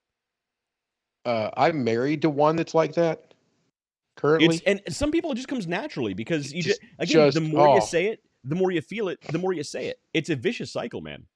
It is. And it while we don't want to go into psychology 101 here with positive affirmations, how you talk to yourself is important. Mm-hmm. More, I think, important than that is how you respond when there's the smallest of problems. Right. And that my God, I can't believe I'm so freaking stupid. I always mess things up. I'm like, I looked at that and said, man, I'm learning something new every day. Right. Not, oh my God, I screwed up 17 freaking things today. Right. And look how much I learned today. Affirmations isn't on the list, but it totally should have been because you're 100% right. That's a way your brain is wired. And that's a way that you are actively wiring your brain all the time without even thinking about it. This is zero. Okay. So we got, you said we got 5 ways, right? We got five on the list tonight. So we got 5 on the list. That's number 0. The number 0 is don't be a dick to yourself. You don't have to. And here's the funny thing. Look, that's a sociological term of when you talk about don't be affirmations, a dick to yourself. You don't have to stand in a mirror and say, I'm cool. People like me. I'm a winner. No, don't do that. Don't do that because guess what? Don't do that. That's you're going to look stupid. at yourself and realize, wow, I am a screw up. Yeah, because that I'm doing was this. man. God, I started off doing something stupid this morning, and it never got any better. Exactly. Yeah, don't do that. No, it's all about just how you talk to yourself just throughout the day. Yeah. Do something good, celebrate. Do something bad, learn from it. Move on. Exactly. That's it. It's everything. All of your mistakes are learning opportunity that you can just learn from and move on. That's it. I mean, I get up every day. I look at the mirror. I'm like, you're fat. Nobody loves you. You're here. You're here to pay the bills, and that's it. But then the rest of the day, I talk good about myself, so it's good. Because I know that guy in the morning is not really paying attention anyway. He's still asleep. Let me demonstrate how you admit you're wrong. Okay. All right, you ready? Huh? I had no idea. You're absolutely right. I didn't realize. You know what? I was wrong on that one. I appreciate it. Hey, you know what? I did not know. Or here's another one. I don't know. I'll get back to you. See how easy that is? Don't be afraid to say I don't know. That's something. Not a Yeah. hard thing to do. Don't be afraid to say I don't know. A lot of a lot of people, David, are afraid to say they don't know, and they'll just like make stuff up so they sound really smart. I know it all the time. Can't dazzle with brilliance, baffle them with bullshit. It's true. You are a know-it-all. I was just Bezer Whizzer if you're in Germany, by the way. That's a know-it-all in German. Emphasis on the wizard. Indeed. All right. So coming in at number 1 on the countdown on shit you should do for yourself every day. All right. So number 1 is conquer your fears daily. So, right. Because that's the thing. A lot of people stay in bad situations not because they're comfortable necessarily, but because they know they're afraid of what is outside of that comfort zone. Yeah. Right? We're all in our comfort zone. And a lot of people don't try new things because they like what they like. I don't need to try anything else. Yeah. I'm good. And guess what? A lot of times I got a great example for this. And a lot of times you can be in a really bad place, but you don't want to move on because you're afraid of what else might be out there. The whole mentality of the devil you know isn't as bad as the devil you don't know. The devil you don't. But that's not necessarily true. You need to step outside of your comfort zones and get comfortable with discomfort, especially if you want to go into business on your own. Look, you want to feel really uncomfortable. You want to feel really, really anxious and just like you're going to explode and die all at the same time. Start your own business and leave a great paying job. That will really do it to you. But you need to be comfortable. I was going to say take West and put him in a sales position. That sounds terrible. It does. I was just talking about something similar with Matt. That sounds awful. Yeah, closing, man. Closing in business and especially in the sales world. I mean, sorry, I hit the mute button by accident. If you're running your own business, you are the closer for your business. Yeah, you're totally right. You know, I literally just did this, and I work for a rather large company. I just found a group that is stuck in the marketing cycle. Yeah. And I'm wanting to step in, and I have to step in to close. Like this, it's done a cycle. You keep wanting, and you're like, hey, I'm comfortable in this cycle, and I know this cycle. But to get out of the cycle, you've got to break it. You have to face a fear. You have to finally ask somebody to Jerry Maguire the hell out of it. Right. Show me the money. Yeah. Let's do this. Let's go. On the other side of that, I've been in marketing. My background's in marketing, not sales, right? I think I do really good at sales, but I don't like sales. It's not where I'm comfortable. Yeah. And look, I don't know if you guys know, but I make Underdog Plus brew bones. Go to underdogplus.com and pick some up. Your dog will absolutely thank you. These things are actually amazing. 20% of all our profits go to local pet rescues. There's my plug. But no, so there are some retail locations that carry these. And to get the retail locations to carry these, I actually had to approach these retail locations or their owners and strike up these relationships, strike up these partnerships. And look, I'm not a nervous guy. You guys know that I'm not nervous. I rarely, get butterflies in my stomach. But when selling is outside of my comfort zone, so approaching these people that I don't know and that I just automatically assume are going to say no to my pitch, it drives up huge anxiety when you have to do that. And guess what? Most people, when you approach them, if you do it right, they're going to say yes. And a lot of times they did. And afterwards, you feel so good about yourself. And was it worth the anxiety going in? Yeah, in a way. But it's something you have to build yourself up to and get used to. So look, conquer your fears daily. And it's a daily thing in some cases. So So I worked for Best Buy as well. You did? No way. Did you really? Yeah, I worked for Best Buy as well. I did the TVs and the DVD players and all the fun stuff in the back. And literally the only piece of advice I've ever been, trained for sales came from this one guy there. And he just said, they're here to buy. That's it. They're here to buy. Like, holy shit. Yeah, they're here to buy. You know what I did? I sold the hell out of everything. You know what's funny? Oh, you want this TV? No, let's go over here and take a look at this one. If you want that one, this one's going to blow your socks off. So you and I actually had very different sales philosophies, though, because me, when I was selling cameras, I actually got in trouble. I actually got written up a couple of times because what I would do, I knew everything. I knew everything about the technology, the different brands, all of it. And I would educate the hell out of people. And I would say, you know what? They have the same camera over there for lower price. Or I would tell people, or if people seemed, or if people seemed uneasy about a certain purchase, I would say, you know what? Go home, do your research, think about it. And when you're ready, come back. I'll be right here. I wasn't commissioned. I didn't care. And you know what? Yeah, most of the time, I wasn't commissioned. Most of the time, people would actually come back and they would ask for me and they'd buy the camera that I recommended to them. Sometimes they wouldn't. Most of the time they would. And I actually got in trouble because the manager at that store told me, he's like, oh, West, you can't do that. If people come to the store, they're here to buy something. They're going to buy. They want to buy. I'm like, sometimes people want to just do shopping. They just want to shop around.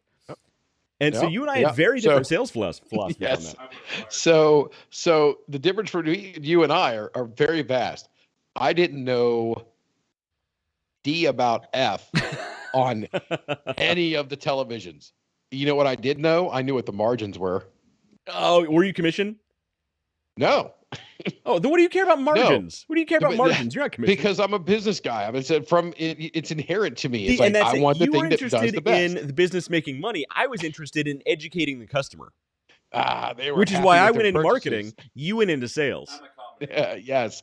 So all I knew was about, hey, I get this shoestring margin over here, but I can expand my margins over there.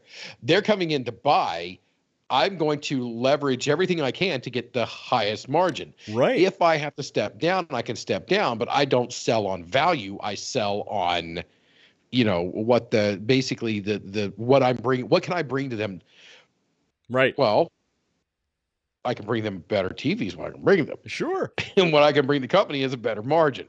Sure. So, and you know what? That's how I'll do it. And I'd still do it today. Right. And I would still do it my way today. Again, that's why, because I'm less interested in the sale. I'm more interested in educating the customer into what they really need, what's going to get them exactly what they need. And honestly, I would do this. If I knew of the same product someplace else cheaper, I would send them over there. All right, Santa. Miracle on 34th Street over here. Look, that's the reason 20% of all of my profits go to local pet rescues. I'm not here for a get-rich-quick scheme. I'm not here to make tons of money. I'm here to make the best dog treat possible and help pups in need. Go to underdogplus.com. Get your dog treats. All right, get it up on the screen. Get it up there close to the camera so everybody can see. I am more interested in helping dogs than I am about making a profit. And I'm telling you, your dog will love these things. Dogs. You guys are giving me liver failure without just making no profit. For God's sakes, make a profit. Why do you think I walk around in a bathrobe all day? How else are you going to buy me pretzels? Fair enough. How else am I going to pay for all the booze you come over here to drink? Right, exactly. Fair enough. I've got. Okay, all right. All right. We're going to take a pause on the podcast real quick. West, you have to go and find Tin Cup 14 year. Yeah, it's good. So it's on their website right now. It's on their website right now. The regular one's the silver cup. Mm-hmm. The 10 year is the black cup, and the 14 year is the gold cup. Mm-hmm. The 14-year Tin Cup might be, and it's not wildly expensive, it might be one of the absolute best, I'm going to use the word bargain, and it's not quite true, but one of the best bargain bourbons on the market. I haven't had it. That's good to know. I'll try it. Freaking phenomenal. I think it's on their website right now. I'll have to pick some up. Yeah, it's great. Absolutely get it. Yeah, good stuff. Good to know. All right, unpause. Okay, unpause. So, in the sales world, number two in the countdown. All right, number one was conquer your fears daily. Get used to being out of your comfort zone. Number two is trust your instincts, right? So again, these all over time rewire your brain to actually work differently. The more often you get used to being outside your comfort zone, guess what? your brain is going to be used to being out there. So you're going to be more outgoing. You're going to be more willing to go out and do things that typically you just wouldn't do naturally. It's not that you're afraid to. Your brain is just wired not to do those things. So that's why you conquer your fear daily. Next one, trust your instincts. How many of us have an instinct to do something and we start second guessing ourselves? We start thinking, oh man, what was I thinking? I can't do that. I never double guess myself until it's clear that I've really messed up. Look, I learned a long time ago, just through sheer accidents, I think, that you need to trust your gut. Because here's absolutely.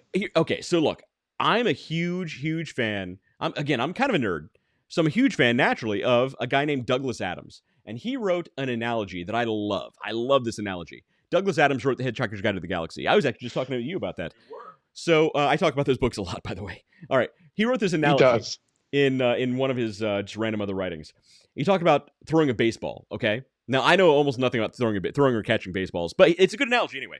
All right, so, look, when you're out throwing the ball with your kid, and he wings it back at you, and it's way up in the air, and you're coming in to catch it, you know, you could stop, examine the trajectory of the ball, and gauge the wind speed, gauge the air density, the humidity, all of this stuff, and do all of the math.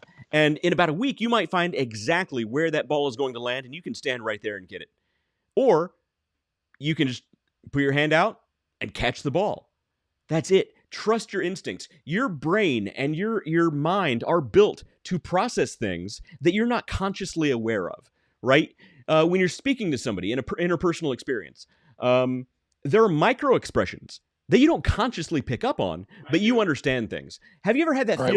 We got the Lightning group in here tonight. Uh-oh. I don't know what that means. That's if you don't get the reference, okay, you need to go back. All right, we'll talk to talk after the Lightning group. All right. But go watch the show. Go watch the show Lie to Me. Oh, yeah. No, I'm not it's fine. Anyway, all right. So you're talking about micro expressions. I just, it's literally the only show I had to get a reference. How often have you gotten the feeling, the tingles on the back of your neck? Somebody's watching you. You know what it is. You don't know where they are, but you turn around. Guess what? Somebody's looking right at you. That prick back there is just staring you down. Now, you might not have consciously picked up on it, but your brain knew it was happening. It's not a supernatural thing. It's not a mystical thing where you had this psychic experience. No, your brain, you noticed something in the back of your mind, and your brain picked up on it and said, hey, check this out. Something's going on there. It's resonating harmonics based on the power of crystals. That's exactly it. That's exactly. Your chakras were out of alignment for some reason. Your chakras were all fucked. But no, see, your mind picks up on a lot more things than you realize, and you need to trust your gut a lot more often than you typically do. Here's a good one. Remember the episode of Seinfeld where George Costanza decides he's going to do the exact opposite of everything his instinct told him to do. And he goes and says, hey, he picks up that chick and he's like, hey, I'm unemployed and living with blah, blah, blah, blah. I think he might live with his parents or something at the time. And he picks up this like banging hot chick. Right. Is that the episode you're talking about? Yeah, it is. It is. I love that episode. Imagine I remember that one. That's almost the polar opposite of what the advice we're giving. But honestly, if you trust your instincts and just accept what your mind and body are telling you to naturally do. Hey, right there, Dan. Good comment. Good comment, Dan. Yeah, Dan said analytics have taken over the normal feel of what's around your surroundings, and he's doing. Yeah. Look, it's the thing is, you can't overanalyze. You can't start second guessing everything that you do, everything you want to do. Oh, I thought you were saying you can't overanalyze. Yeah, you can. No, you shouldn't. You shouldn't, because here's the thing. How often have you heard? Let's say you're taking a test, right? And this is big back in school. How often have you been taking a test and, you mark down answer C and you're like, I got to change it. That doesn't seem right. And you overanalyze it. Abacadabra all the way down. A. Guess what? Most of the time, you should have left it what your first instinct was, because typically that's going to be the right answer. That's just a fact. The more you second guess yourself, ABACADA, abacadabra all the way down. The more you second guess yourself, the more often than not you're going to be wrong. You got to choose your direction and run, because that is a lot of times going to be the right direction. Yes. And that is just a way of rewiring your brain. Again, trust your instincts. Your brain is a lot smarter than you give it credit for. Number three is curiosity over fear. And this kind of goes back to number one a little bit. Ooh, I like that. Right. I like that. But I like the wording of it. Right. Curiosity over fear. So, and there's something kind of primordial about this. Some kind of primal about trusting your fear more often than your curiosity. Now you hear the phrase "curiosity killed the cat," right? And I'm not a cat. I'm right. Cool. We're not cats. Come on, let's get over it. We're not cats. But here's the thing. Look, people who are afraid of the dark, right? They're not afraid of the dark. There's nothing in the dark. There's not the dark. I ain't afraid of no ghost. It's the unknown. It's the unknown of what's in the dark that they're afraid of. A lot of people get stuck in dead-end jobs or bad relationships, not because they are comfortable where they are. They're fearing what is out there. They're not trusting their curiosity as to what else may be out there. I'm very certain that's the only reason Nikki hasn't left me. Exactly. Thank heaven for small favors. So it's I don't know if I know the devil here, but I don't know the devil. So in those cases, especially let's say in the business world, right? You're not trusting your curiosity as much as you are favoring your fear of what else might be out there, right? Again, it goes back to number one. You need to be comfortable being uncomfortable. Trust your instincts about that curiosity. See how they're building upon each other, and go out and at least explore. I try this with my kids a lot. You know how kids don't want to eat weird things. Guess what? Take a hello bite. We call it a hello bite. Just try one bite. If you don't like it, you don't have to try it anymore. But you still tried it just once. I could flip the camera around right now. My daughter's literally on the other side of the doors acting like a monkey. That sounds appropriate for her. That's really funny. Yeah. But again, trust curiosity over fear. Don't be afraid to follow your curiosity about business, about relationships, as long as they're appropriate. All right, West. I'm gonna test you right now. All right. Look, David, next week's show is a musical. That has nothing to do with business. I'd say that's the next week's show we got to sing the whole thing. I would say that's completely off-brand and inappropriate. Oh yeah, we stay on brand all the time. I leave the house almost every day.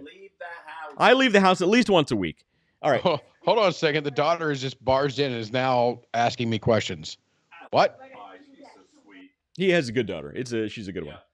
She can't hear anything we're saying, so we could talk trash. Oh no, she said if you're going to do the musical thing, you need to do it somewhere else, because I'm not going to listen to you in here singing. There you go. Exactly.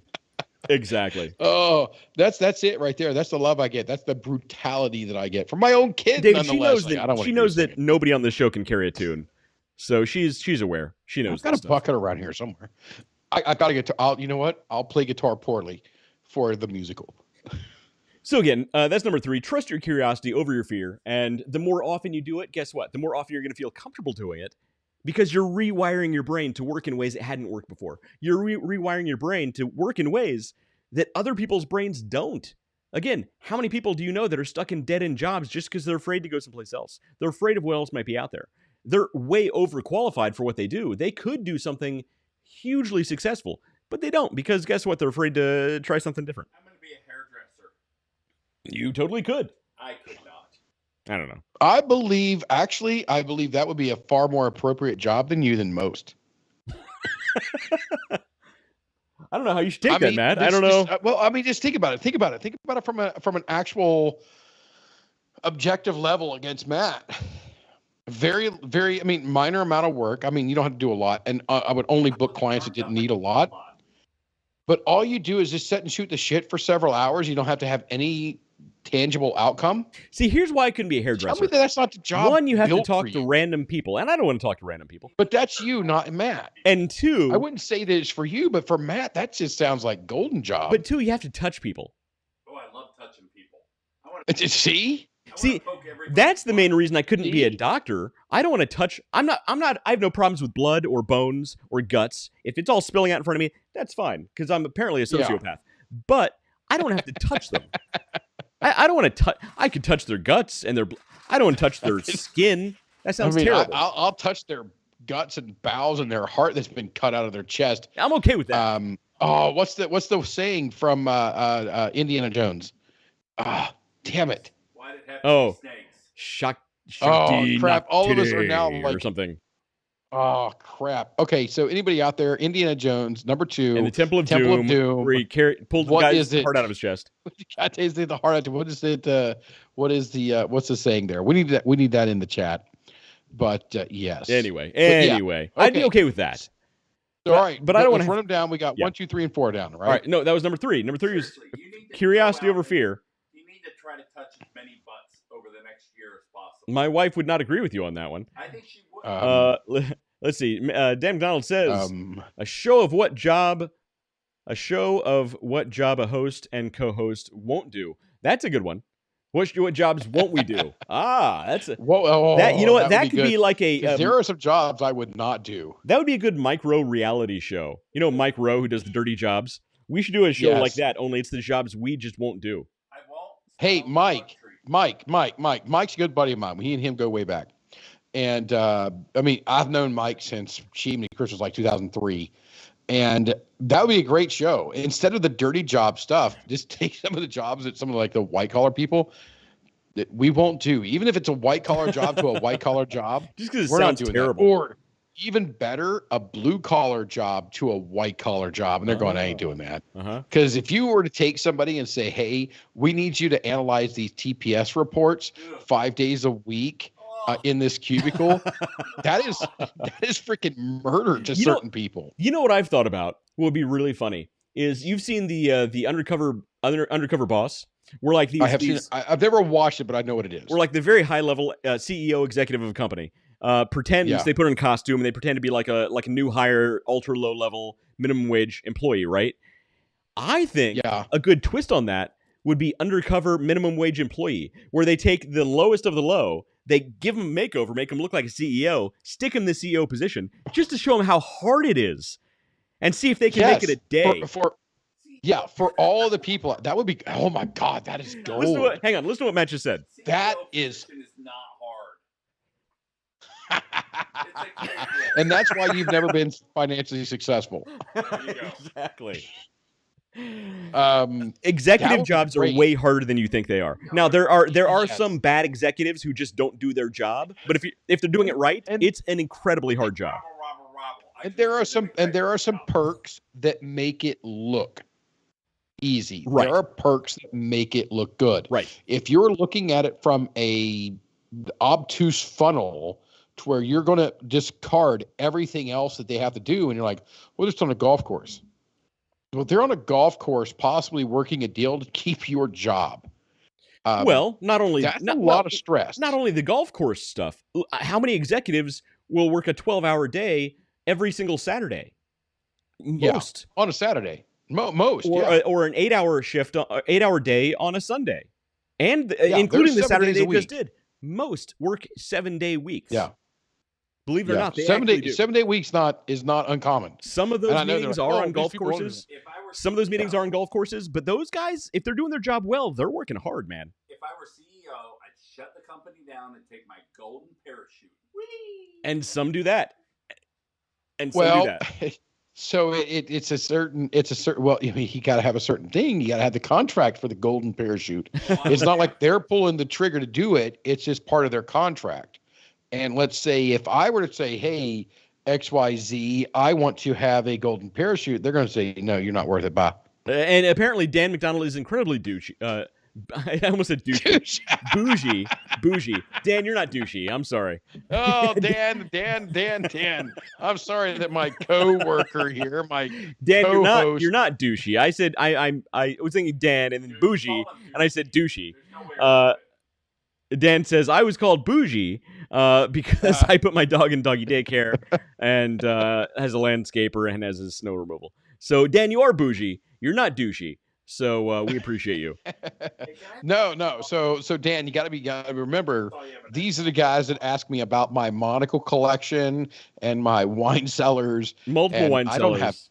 I don't have any of that. So I actually do need to have my eyes checked out, and I know for a fact this eye is going bad, and I'm hoping only that one eye is going bad. So specifically, so I can get a monocle.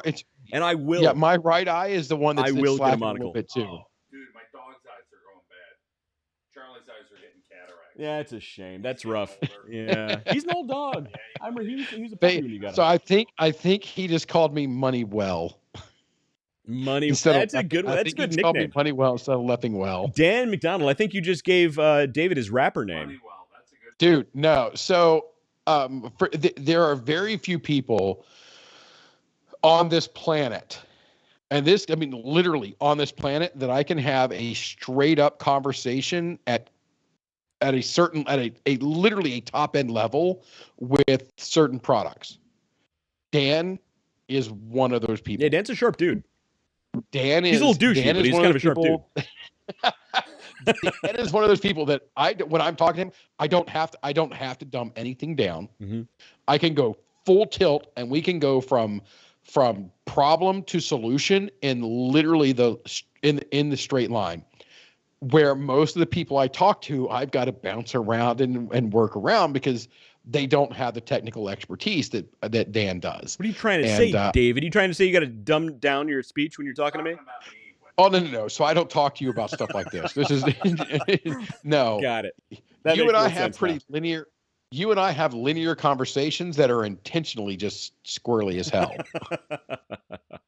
All right, I finished off the 1664, and we're down to Dale. How is Dale? By the way, Dale. Did you open the Dale yet? No. This is the Dale right here. Oh, you said you finished the 1664. How was that? Was it pretty good? The Blanc. Okay, it's really good. It seems like it's probably like the French Budweiser. I would go the French Bud Light. All right, so it's the French Stella Artois. Okay. In Great Britain, they call that the white beater. We'll see you later. Tell the kitty. That cat. So much. Such a good kid. So yeah, in Great Britain, if you have the Stella Artois, Artois is called the wife beater there. But the 1664 Blanc is a really good beer. Looks like a good one. If you get a chance to try it. Have a good night, everybody. Remember, pretzels rock. All right, man. See you later. Drive safe. I will. Or not. All right. So number three. Number three was 3 minutes away, so it's cool. Curiosity over fear. So trust your curiosity. Awesome. Ooh. Going back to number one, looks step good. outside of your comfort zone. And Dave's pouring apparently a delicious beer. How's that? It looks good. It's looking good. Wait till you see it. I'm gonna pour it out here so you see it. All right. I'm gonna give it some good head too. Oh yeah. Oh yeah, that's good stuff right there. I don't like where this is going at all. So some people go, "Oh my God, you put too much in that." And beer has carbon dioxide in it. If you don't release the carbon dioxide in the glass, it's going to release in your stomach. That's true. So, David, you should have held your glass up so you can show how you're supposed to pour a beer. You don't pour it down. It's supposed to have a heavy head to release that carbon dioxide. Yes. This is a heavily carbonated beer. I can tell just because of the way I pour, plus by the amount of head that's on here. I'll rub the boobies here. Just because of the amount of head that's up here, I can tell this has a lot of carbonation in it. I'm glad I poured it that way because otherwise I would have had to mute several times. You get the burps. And that's a real and I don't want to do that. So a lot of times people will pour their beer like down the side of the glass so they don't get that heavy head. But no, you actually want to release that carbon dioxide. Yeah. That's a real thing. And that's then they drink it and they're like, Brrr. And that is actually a problem. What caused that? That's because you poured a freaking beer like a freaking frat house boy. But that is actually a problem when you have normal sized pint glasses. If you pour a beer the way you're supposed to into this pint glass, it's going to overflow before you empty the can. So don't be afraid of having some left in your can. Yeah, I do it all the time. So with this, I poured like 4 times. Yeah. And there's actually a little bit left in there. So let's check this out. Let's see what happens. In my Underdog Plus pint glass, which you can get on underdogplus.com. Let's see. Yeah. All right. There we go. You can go aside a little bit. I thought you get this sound a little bit. So you see that heavy head? You can go to the side. Yeah. And you can go to the side a little bit and get a little bit more in there. But the fact that it's releasing carbon dioxide is what you want. You know, when you go to a bar and you actually see, they'll let it rest for a minute before they actually give you the beer. They let it rest because it has a super heavy head and they want some of that to release. Yeah, foam off. So you can see it right here. It's foaming off. It's foaming off. Right. And I'm able to drink my beer now without, my stomach blowing up like a freaking balloon. Right. I'm already fat. I don't need that. So that's a real thing. Don't be afraid of. Don't be afraid of there. All right, hang on. Don't be afraid of giving good head. See, I was trying not to say that. All right. So number 4. I have actually said that You have. To a waitress. To a waitress. That poor waitress. To a waitress. David, the number of times that you've had awkward conversations with waitresses about beer. Those are great conversations. Don't give me a frosty mug. That's all I'm saying. You'll be in a 10-hour conversation. All right. Yes. So number four is an important one. And you'll often hear high-level CEOs talk about this, and the good ones. And I'm talking like Elon Musk has given a whole speech on this. I think I've heard Zuckerberg mention the same thing. Actually, big, important CEOs say this: own up to your mistakes, right? And this is something accountability is huge. Right. When it comes to rewiring your brain, accountability is huge. Because again, like we said at the first thing, when you make a mistake, it's not a mistake. It's a learning opportunity. And guess what? When you run a business or it's your own business, everything that goes wrong is on you. And you can't pass the buck. Especially, look, you could be running, Facebook, and something goes wrong, it's still on you because you're the boss. It doesn't matter how big or small your business is, it's on you. And the more you pass that buck off to somebody else, people are going to see that. And they're going to recognize that you're just not taking accountability. Also, if you take accountability and you accept it as a learning opportunity, it furthers that rewiring of your brain to say, hey, guess what? This wasn't a mistake. It was a chance to learn and do better the next time. Unless somebody did something really bad, in which case you can fire them. But that's a whole different conversation. Yeah. So I am of the person. So I don't know about you, Wes, but I'm the person that I want to be the person responsible as often as I can. Mm-hmm. I want to be the person responsible. Right. If something goes wrong with the people, if somebody that reports up to me that I don't have employees. I don't have direct reports. Mm-hmm. I remove all those type of languages from my operation. I'm responsible for these people. That's what I say. That's how I approach it. I want to be the person responsible because I know that I'm willing to take the accountability onto myself and roll that forward and say, all right, we've made a mistake here. Something went wrong. Find a solution, put it in place, educate. Right. And go. I have never in my life ripped one of my employees. I have fired people, but I have never put a person in front of me, and I have been dressed down. I have been just berated. And I have never done that to anybody that I'm responsible for. It is, to me, it's to do that takes away of a learning opportunity and makes them scared of making a mistake. That's it. I would rather them, and we know Mark. I'm not going to use his last name on this show, but you know Mark. Yeah, I know Mark. He used to work for me, and I straight got to a point where I said, dude, I need you to go mess up.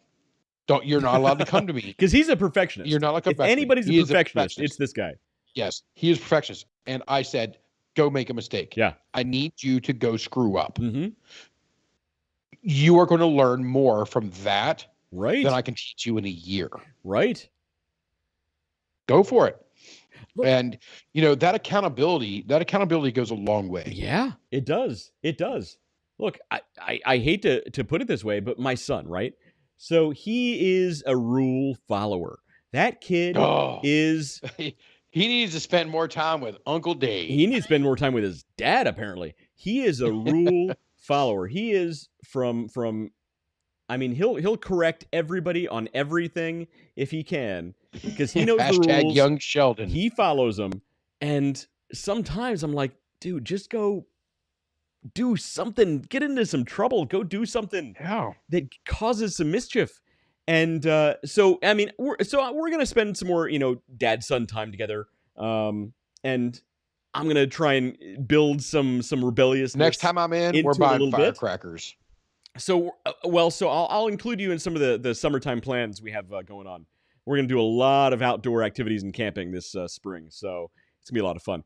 But when he does I'm in for some of it. If you say the word hiking, I'm out. But when he does make mistakes, and sometimes they can be large, look, you don't yell because you don't want that fear of making mistakes, because those mistakes are learning opportunities. It's and that's again really what it comes down to.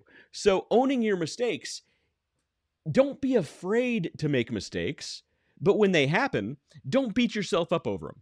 Say, you know what? That's on me. It's a learning opportunity. And then you move on. And the next time, guess what? Because you didn't beat yourself up over it, you'll be more likely not to be nervous about it the next time. And hopefully it won't happen the next time because you'll have learned from it. Again, a one-off thing, it sounds kind of mumbo jumbo, right? But over time, it does actually rewire your brain to be more comfortable in these awkward situations. And that's really what you need to be successful in high-level position jobs, in family, with starting your own business, all of this stuff. It's amazing. What are you laughing at? You laughing at me? Oh man, I screwed this time. Your comments are great. I love it, but I'm trying to keep up on the comments here too. And I scrolled back. Dan, I'm gonna need you to clarify. Bud. Fear of snakes? Okay. Oh, no. Let's see here. Waiting for Ricky to punch you.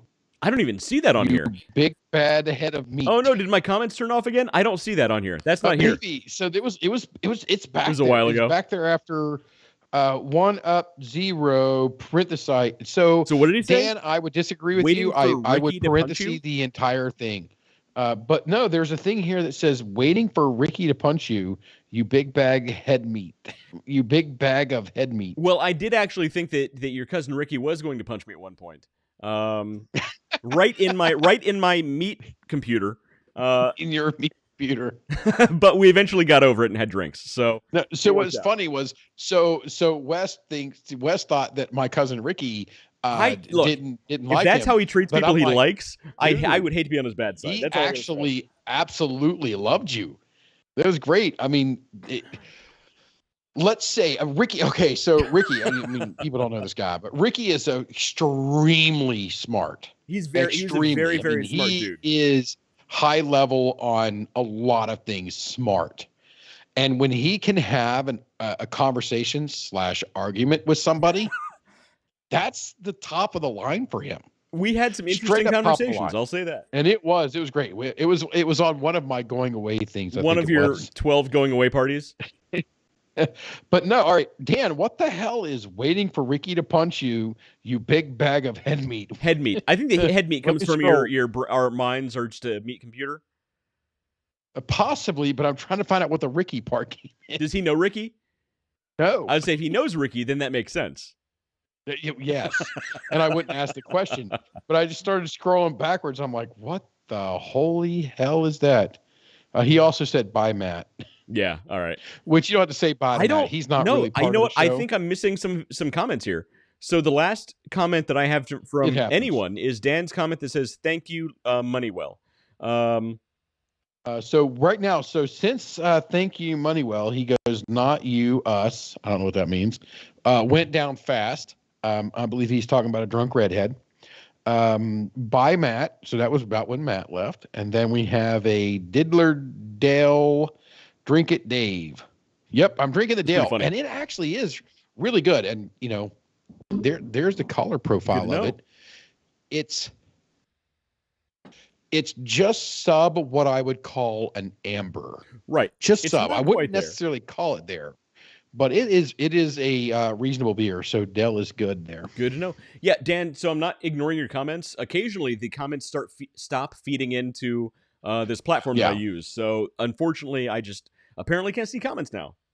Thank you. Yeah. So thank then you, he goes Ecamm Live, which we recommended back in the day. We did, and it's a good platform, but maybe it's time to explore something else. That'd be a great show. So we took a look at them. I did actually pour another beer. It was Brewdog's North Pole Pale Ale, which let's see it. I think this was actually one of their exclusive beers to the Advent calendar. Good color. Yeah, let's see it. Let's see what it looks like. Typical nice IPA color. Yeah. Very nice and cloudy. It's got good yellow. Yeah, cloudy yellow. Had a good head on it. Good head, man. Good head is great to find. IPA. It's an IPA. I'm not an IPA guy, but it's a good IPA. Now, the good thing about this year's Advent calendar is it only has a few IPAs in it. The rest are like stouts and really good like winter lagers and stuff like that. So I'm looking forward to some of those. Ooh. Yeah. Okay, so just for you guys out there, you start with IPAs because they're the easiest to brew. They cover up a lot of mistakes. Yeah, you can cover up a lot of mistakes with them. And then you move to stouts and porters. And then after you get off stouts and porters, then you start getting a little lager and Kolsch and a couple of the other styles of beer that that aren't as forgetting. A lager, a good true lager, something like Budweiser. So I would say a good lager and a good pilsner are probably the hardest to brew. Because you can you can't screw up. You can taste any mistake immediately. Yes, you can see it, you can smell it, you can taste it across the board. So those are the hard ones. This actually reminds me back of our old shows back before we switched in. I got into a lot of the bourbons, and we were doing just beer nonstop. You would go out and get like 4 growlers of whatever brewery you happen to be at. I remember one time you got a bunch of Zaftig growlers, and each one had like between an 8 and a 12 ABV. And by the end of the show, we were just in the back of your warehouse. We couldn't feel the teeth, man. We couldn't feel our teeth. We were so clattered. Those are great days. Those were good shows. Those are good times. Those are good times. You got to come back to Columbus, man. I was there last week. Permanently. We drank beer. We fought. We made our ancestors proud. We made them something anyway. All right. So number 4 was own your mistakes. Speaking of whatever happened last week. And number 5 is action over contemplation. Think about that. Holy shit. Okay. So there's another way to say this is, and I use this for a lot of people in a lot of places. And I say a decision that takes too long is no decision at all. Right. So there's a phrase called, and a lot of us will recognize it when I say this, analysis paralysis, right? So, and again, this is a problem that we all face. And believe me, I'm more guilty of this than I think 99% of the population because I love research. But analysis paralysis. Look, how often have you been doing something and you start doing research on it? And you start doing research on it. And you start doing research on it. And you can't make the final decision because you still need more information. Wow. And you need to watch more YouTube videos and read more blogs. And you know what? Before you know it, a year's gone by and you haven't done anything. And but here's the funny thing. The more Philip Black's watching, so we had Shannon earlier and Philip's on. Good seeing you, Philip. But good to see you out there. But here's the thing. Look, here's a mistake that a lot of people run into. Remember earlier we mentioned that one of the reasons social media platforms are so addictive is because of dopamine. Well, guess what? That same shot of dopamine that happens every time you flip up to the next Instagram image or scroll your Facebook feed, the same shot of dopamine happens when you do research. When you're researching something, you feel like you're accomplishing it. You feel like, oh, I just did all this research. Whew, that was a hard day's work, man. I feel good about myself. And you move on and you kind of forget about it. And the next day, you do the same thing. The next day, you do the same thing. And before you know it, again, like I said, a year has gone by. You haven't actually done the thing. You need to do the thing that you were doing research to do. Action over contemplation. Forget. You need to go get that whatever kind of sandwich that is. Is that a Reuben? That's a Monte Cristo. Your Monte Cristo sandwich. I knew it was the one we looked up on the had AI make some about last sandwiches week. For you. Yeah, last week David spent the whole time using AI to make sandwiches for him. Oh, it was so great. It was so great, and it released a whole lot of dopamine. Yeah. But that's the thing. Because it's a delicious sandwich. So analysis paralysis actually stops us from achieving that goal that we were initially going to do. If you have an idea for a business or a product, how much research have you done before you actually even try to start doing the thing, right? Wes, when was the best time to plant a tree? 30 years ago. What was the second best time to plant a tree? Right now. Right now. Right now. And if you research planting trees for the next 30 years, you're dead. You're not doing anything. That's it. A decision that takes too long is no decision at all. That's it. Look, and here's the really kind of crazy thing. The economy is shit right now. The economy is shit. Inflation's out of control, and it's going to be the economy is going to be shit for the foreseeable future. We're not getting political with it. But it's not in a great place. But remember the last great recession we had around 2008? David, do you remember the show we did about some of the amazingly huge companies that came out of 2008? It's like we've done 2 or 3 shows that talk about the businesses that were spawned out of that. We actually went back to some of the businesses that were founded out of the Great Depression back in 1929, 1935, and on and on.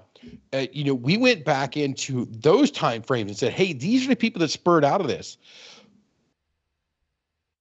Make hay while the sun shines. Buy low, sell high. Guess what? Shit's low right now. Shit is low right now. They are already projecting the Fed to lower the prime interest rate 3 times next year. Yeah. So, okay. All right. So we have a friend. She's a waitress at Hofbrau, right? We have a friend. She bought a house. I'm reading on these articles.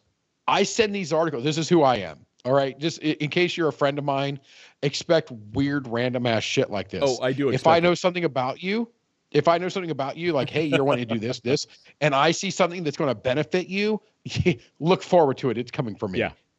So I sent over to her. I'm like, hey, keep an eye on this. You've only had your house for XYZ, but you could refinance and save literally hundreds of dollars per month. Yeah, absolutely. Hundreds of dollars per month. So that's who I am. But I'm old man now. But no, totally. So it's important to have that information. So look, like we said, buy low, sell high, which means, look, stuff looks bad right now. You need to have action over contemplation. It seems like things aren't going to get any better. Guess what? We go through dips and we go through peaks. Right now we're in a dip and it's going to get lower before it gets higher. But you need to plant the seed right now, because had you planted the seed 30 years ago, you'd have a fully successful business by now. You plant it right now, guess what? In a few years, when the economy gets great, that seed's already planted. Everybody else is going to be planting their seeds right then. Yours was done right now at the low point. We're going to use Dogecoin again. We're going to pull Dogecoin out. Oh boy. Let's say when did we buy our Dogecoin, David? Let's say you bought Dogecoin at 10 cents.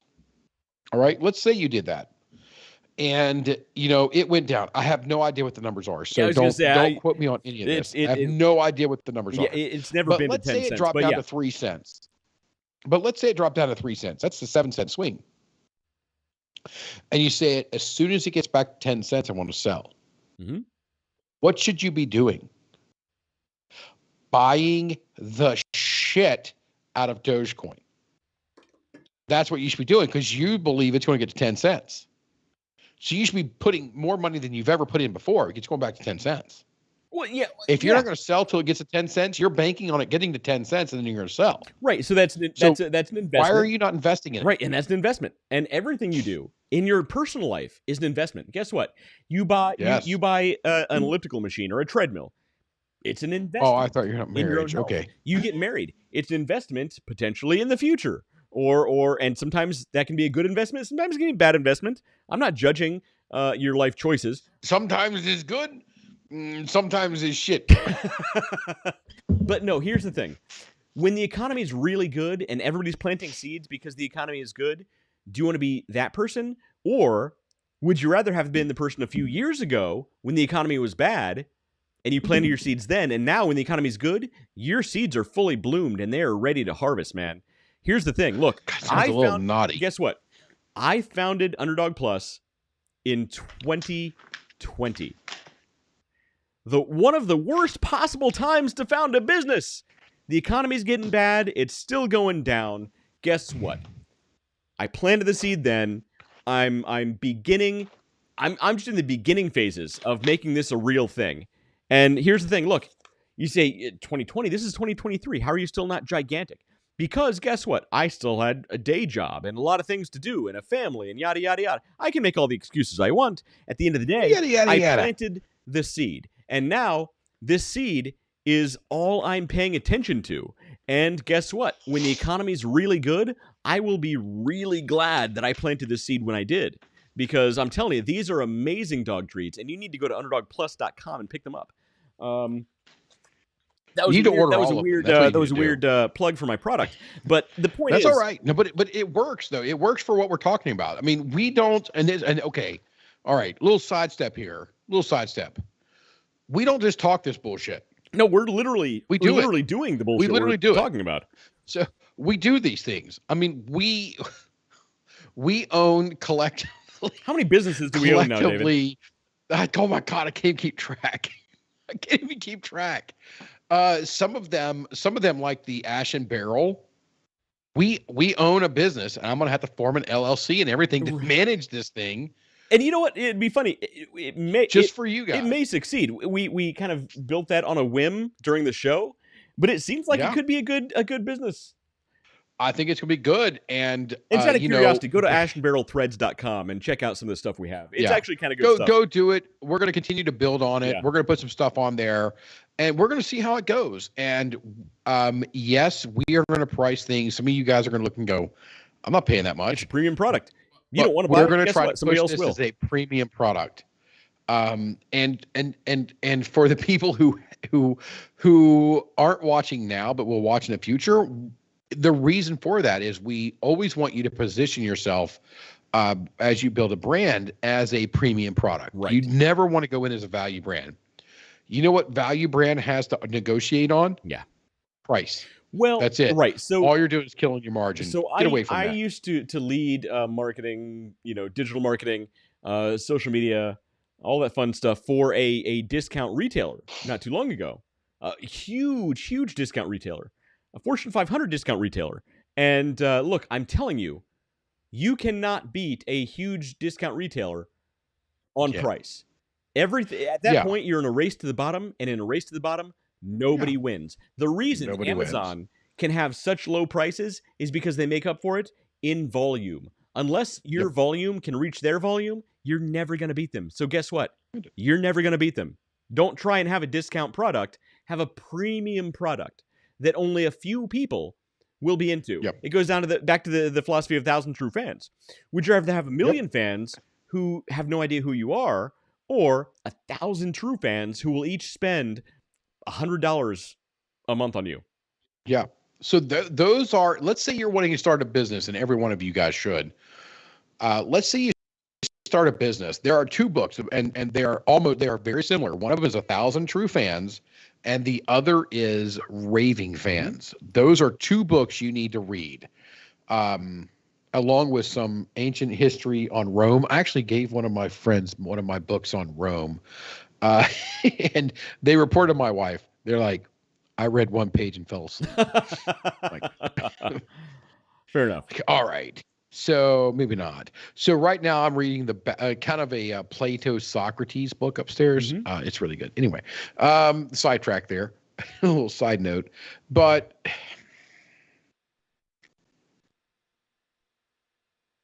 you know what? I'm going to steal this from Nike. I'm literally going to steal it straight from Nike. Just do it. Nike has an excellent slogan.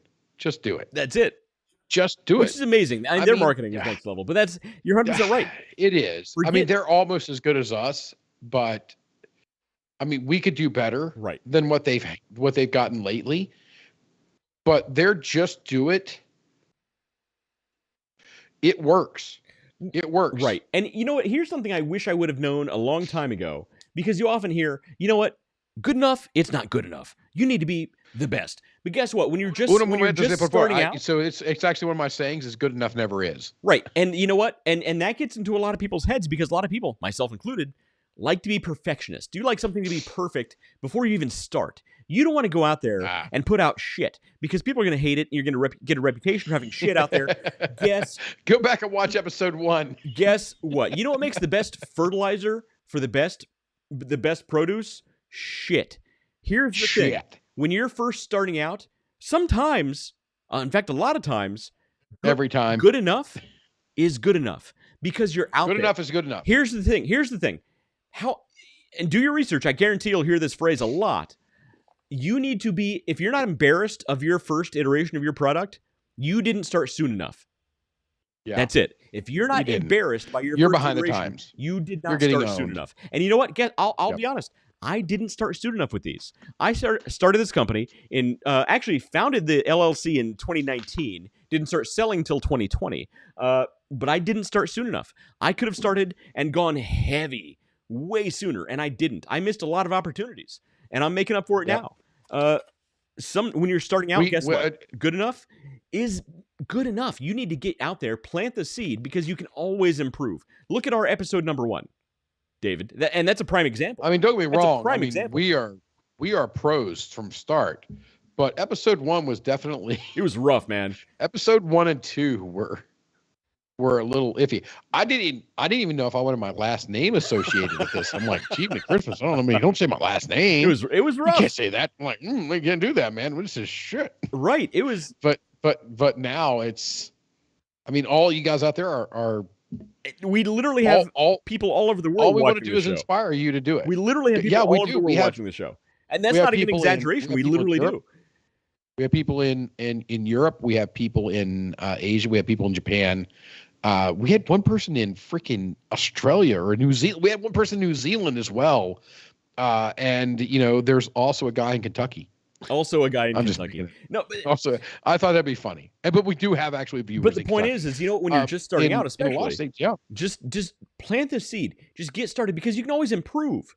Now, look, let's say the longer you're out there and the shittier you get, you're obviously doing something wrong.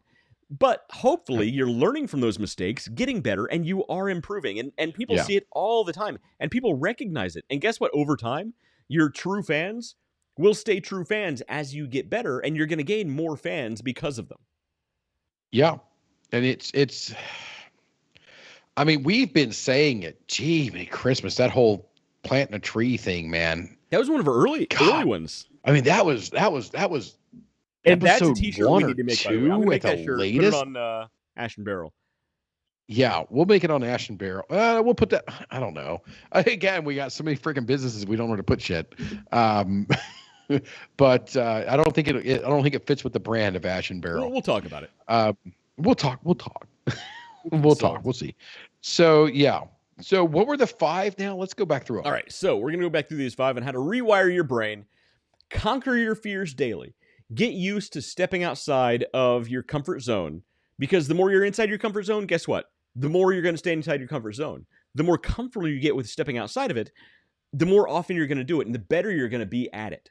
So that's number 1. Conquer your fears daily. Number 2, trust your instincts. Trust your gut. Trust that little voice in the back of your mind, the good one, not the bad one, because it knows a lot more than you give it credit for. I trust the bad one. He says some funny shit. Kill John Lennon. No, don't trust that one. Don't trust that one. No, don't trust that one. All right. Don't trust your instincts, your gut. And here, look, I didn't even get into the weird stuff about this. Look, did you know that you have more? Oh, that was weird enough. Did you know you have more neurons in your intestines than you do in your brain? Not just you, like average people. It's a real, you actually do. So when they say trust your gut, there are some scientists, neurologists even, who are saying that you might actually have a second unconscious brain throughout the rest of your body. Yeah, that's why I eat a lot of hot sauce to shut them up. That's where the voices are coming from your guts. Yeah, the gut's like, dude. That voice, when you've been drinking at 3 a.m. and says, man, I need some Taco Bell. Do not go sit in the Taco Bell drive-through line for 3 hours in an Uber, because they will kick you out while you're in line. That's just learn from your mistakes. How do you know that? Learn from your mistakes. That's all I'm saying. It's a learning opportunity, and we have, David. And just for your sake, we have actually called another Uber to come pick us up. It's in the Taco Bell. It's a learning we opportunity, have called an David. Uber to pick us up in the Taco Bell line. Oh, that's not helping us at all. Because the other Uber threw us out. All right, so number 2 is trust your instincts. Oh, it was a great time. Trust your instincts. It was a great time. Number 3 is curiosity over fear. So again, this kind of goes back to number 1 a little bit, but don't be afraid to see what else is out there, whether it's in business, personal relationships. Don't be afraid to follow that little voice that says, hey, go over there. Check that out. There's something cool happening over there. I like the saying, don't be a little bitch. That's our next t-shirt. Don't be a little bitch. Don't be a little bitch. Number 4. Number 4 is Southern Tier. I'll try this. Number 4 is own up to your mistakes. I'm telling you. Yep. Like saying, don't be a little bitch on the air. I shouldn't have said that. No, when something goes wrong, you know what? Every mistake is a learning opportunity. Don't beat yourself up over it. Own up to it. Don't pass the buck. Say, you know what? Don't make excuses, because people know when you're making excuses. No matter how good your excuse is, people know you're making excuses. Own up to it. And guess what? People will respect you for it. David, prove me wrong. People will respect you more when you own up to a mistake. Absolutely. Absolutely. Yeah. So I've, managed a lot of people in the past, and I've had people come to me and say, I messed this up. And I've had people that come to me and said, let's say they've underbid something. And I've had people come and say, hey, I screwed the pooch on this. Mm-hmm. Got their back. And I've had other people come to me and go, the technician just went way over. It wasn't my fault. It was this guy's fault. Yeah. It was this guy's fault. He went this and this and this and this. And it's going to cost me, a rough estimate, $20,000, $30,000. I've been there. Yeah. The guy who came to me and says, hey, we're getting ready to soak. And I've been that guy. We're getting ready to soak. And the largest number I've ever had to do is $80,000. Now, that is not a small amount of money. That's a pretty big mistake. That's a hiccup. Is what that is. I have trusted somebody. They gave me a price. I went with that price. And then they abandoned me, abandoned the project, and I had to find somebody else. Yeah. It sunk me $80,000 on a project. Yeah, you guys had to eat that cost. I had to eat that cost. Oof. My boss, when I went to him, said, hey, I screwed up. We're going to lose $80,000. He wasn't happy. He wasn't happy, but not a problem. And I've had people come to me and say, hey, I've made this mistake. We're getting ready to take a hit on this. Our P&L is not going to show well on this project. Okay. And I've had not those same people, but other people come to me and say, hey, because this guy did this and this guy did that, and I was prepared for it, but then they did it this way instead of the way that I wanted them to, it's going to cost us, I don't care if it's $1. Yeah. That guy's gone. I'm finding a new place for him almost immediately. Yeah. Yeah, exactly. Not because of the dollars. Not because of the dollars. It has nothing to do with dollars. Sometimes you win, sometimes you lose. That's just how business goes. You want to win, that's definite. But if I have a person that can't take ownership of a mistake, right? You know what? Because if they can't take ownership for a mistake, for me. Chances are they never will. Yeah. And guess what? Because they're not taking ownership of that mistake, for a fact they're also not learning from that mistake because they're passing the buck, right? Because here's the thing: if they would have taken ownership of that mistake, you would have recognized. Guess what? They're also probably learning from that mistake. And they're not going to do it again. If they pass the buck, guess what? Chances are you're going to assume they're probably going to do it again and pass the buck again. I don't want to deal with it. What are you drinking, David? What do you got? Okay. All right. This is the damnedest beer I've ever had. This is the Southern Tier Frosted Cookie Imperial Ale, especially at 8.6% alcohol by volume. Ah. How is it? Pretty good? It tastes like a effing cookie. Nice. I mean, it literally tastes like an effing cookie. It has like that aftertaste, that sugary aftertaste that you get with I literally picture in my head a sugar cookie shaped like a gingerbread man that had some icing on it, and I've taken a bite of it. That is what I'm freaking drinking. Good. So does it have like a gingery flavor to it? It not necessarily ginger. I'm sorry. I should have said sugar cookie. Okay. I should have said sugar cookie. A sugar cookie shaped like a gingerbread man, and that's kind of what I think. Or an ornament, one of the bulbs. Sure. Okay, and you take a bite of it, and you're like, "Oh, that's good," and you walk away, and you're like, "Oh, you have that aftertaste." Yeah. Pretty good. That's what this beer is. Nice. I'll have to pick one of those up. It sounds pretty good. Southern Tier, man. Southern Tier. It's a great brewery. I've got their bourbon somewhere in this cabinet. I've got their bourbon somewhere in this cabinet, and it is. I've always said their bourbon is right down the middle. Okay. I mean, it is nothing special to write home about, but it is just literally right down the middle. this beer is called Southern Tier Specialty Frosted Sugar Cookie Imperial Ale. It's a mouthful. It sounds tasty though. It tastes like a freaking sugar cookie. Oh, I've tried one of those. Sounds pretty tasty. As you're drinking it, it's got a little bit of a heavy weight to it. Yeah. But the moment you let off of it, you take that second breath in, sugar cookie. It's got to freaking. It's got right there on the label. Sugar cookies. I like it. That is. All right. Look, you know what? I'll throw my hat in the ring for them. Look, brewers, when they're doing their job well, they do it well, man. Yeah, we've had those conversations with Jason over. That was good. Yeah, Jason over at Hofbrau. We were drinking with him on. I haven't seen Jason since Wednesday? The previous time you were here. Yeah, I didn't see him the last time you were here. Wednesday, no, Tuesday, because we did a show on Wednesday last week. Mm-hmm. So I did some drinking with him on on Wednesday, and I found out something.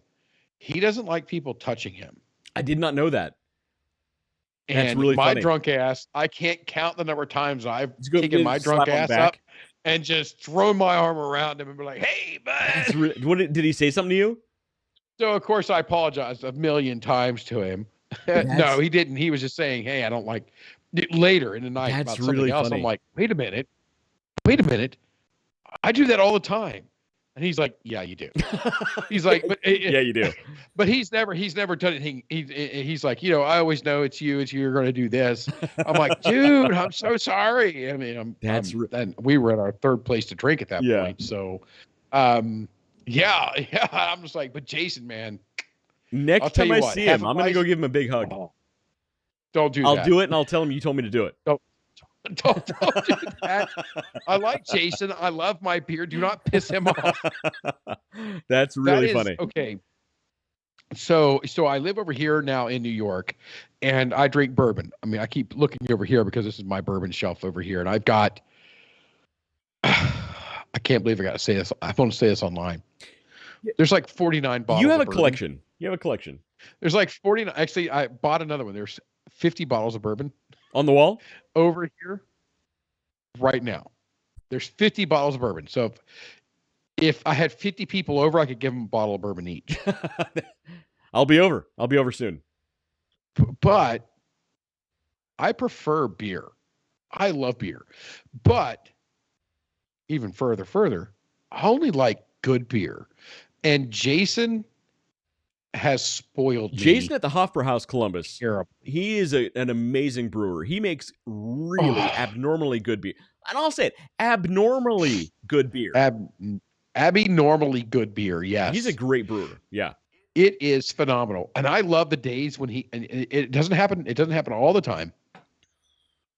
But he'll come out to me and say, Dave, Hefeweizen. Try the Hefeweizen. And if he's telling me to try the Hefeweizen, that means it is off the chart. I've had a lot of Hefeweizen, like a lot of Hefeweizen.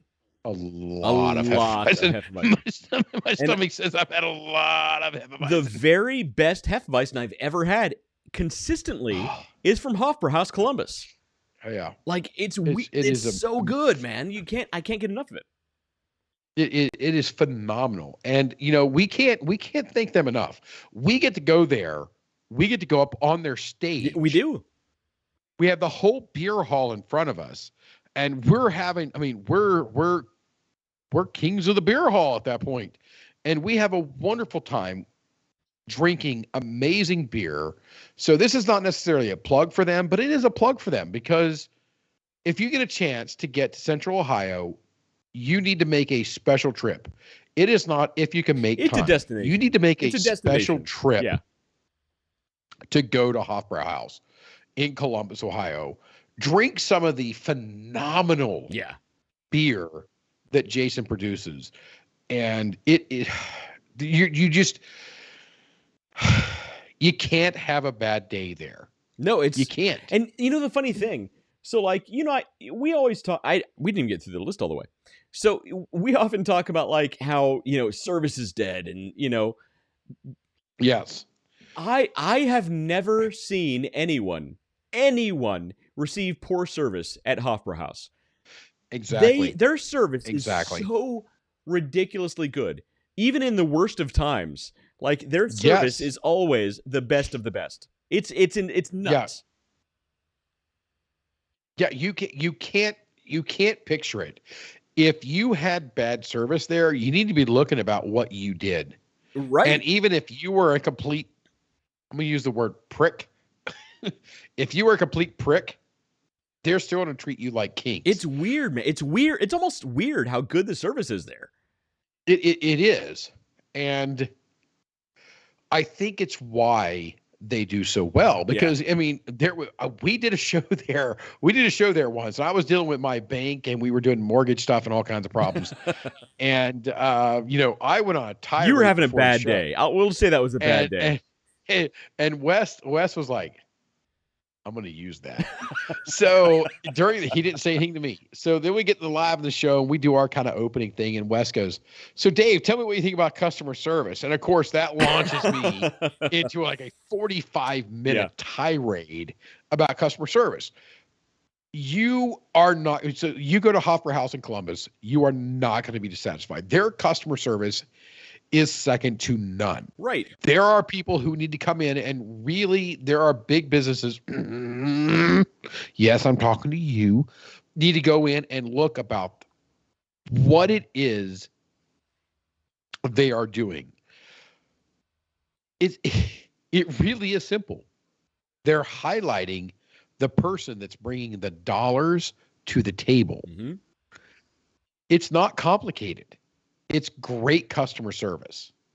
I don't go there very often anymore because I don't live there. But every time you're back in this area, guess where you go? Every single time. Oh, yes. If I go to Columbus, Ohio, I go to Hofbrau. I go. I think there's been 2 occasions where I simply just didn't have the time. There were certain things happening. I could not make it. But that's rare. I can't think of a time you've come to Columbus and haven't gone to Hofbrau. Extremely. Hofbrau's my home. There's a hotel next door to it. If I get a chance, that's where I stay. Yeah. Because it's so convenient for me, and I'm able to utilize the Hofbrauhaus and everything it brings to me. So I can bring clients in that I'm trying to close, and I know not only is it me closing them, I've got a staff of people that work for a completely different business and industry that are closing it as well for me. And I know this is weirdly turned into a commercial for Hofbrauhaus Columbus. Yeah, on purpose. But on top of that, I have to tell you, when we do our live stream from there, we use their house internet.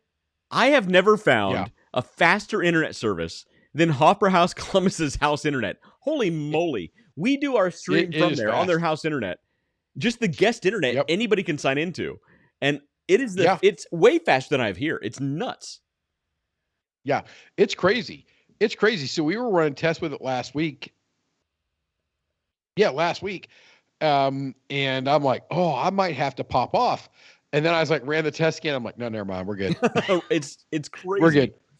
We're good. It's fine. Yeah. So, all right. So, and I mean, it's so good, but we want to thank them. We did a semi-retirement party thing last week for Dennis over at Hofbrau. Yeah, the manager just retired. We want to thank him. Yeah. We want to thank him. We want to thank Justin. We want to thank Talia, who takes care of us. Jiminy Christmas. Talia's like top notch. Yeah, no, she's amazing. And so who's it? You say Justin's the new manager? She brings me beer, so naturally I think she's awesome. You say Justin is running the place there now? Yeah, Justin should be going up as GM. We got AJ over there. Great guy. Justin's an amazing guy. He's a really good guy. And AJ's the guy with the mustache, and he does skateboarding and whatnot. I mean, and that's the level. I mean, I know what these people do. I know, I could tell you what Talia did in college.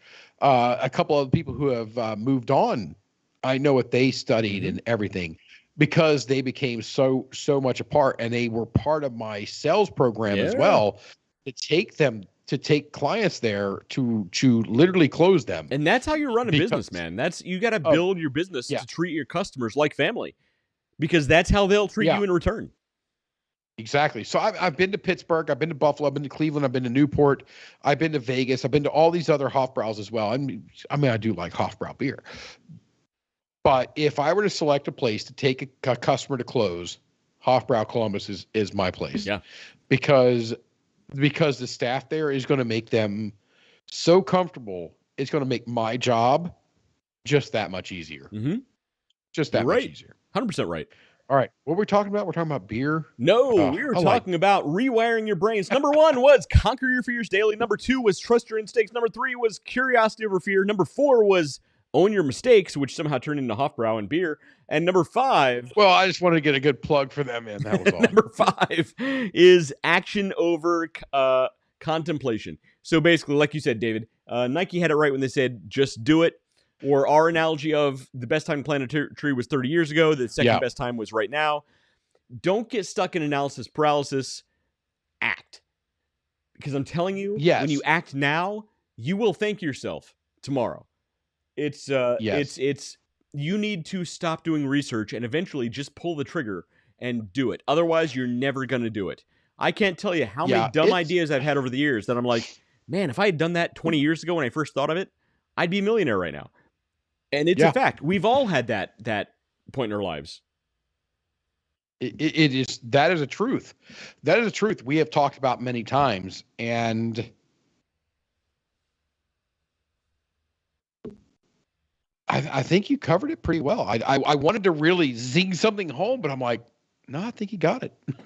I think got it. But it's true though. Like, how many ideas have you had? Like when you were 20 years old and you're like, you know what? If I had actually done that, where would I be right now? There you are.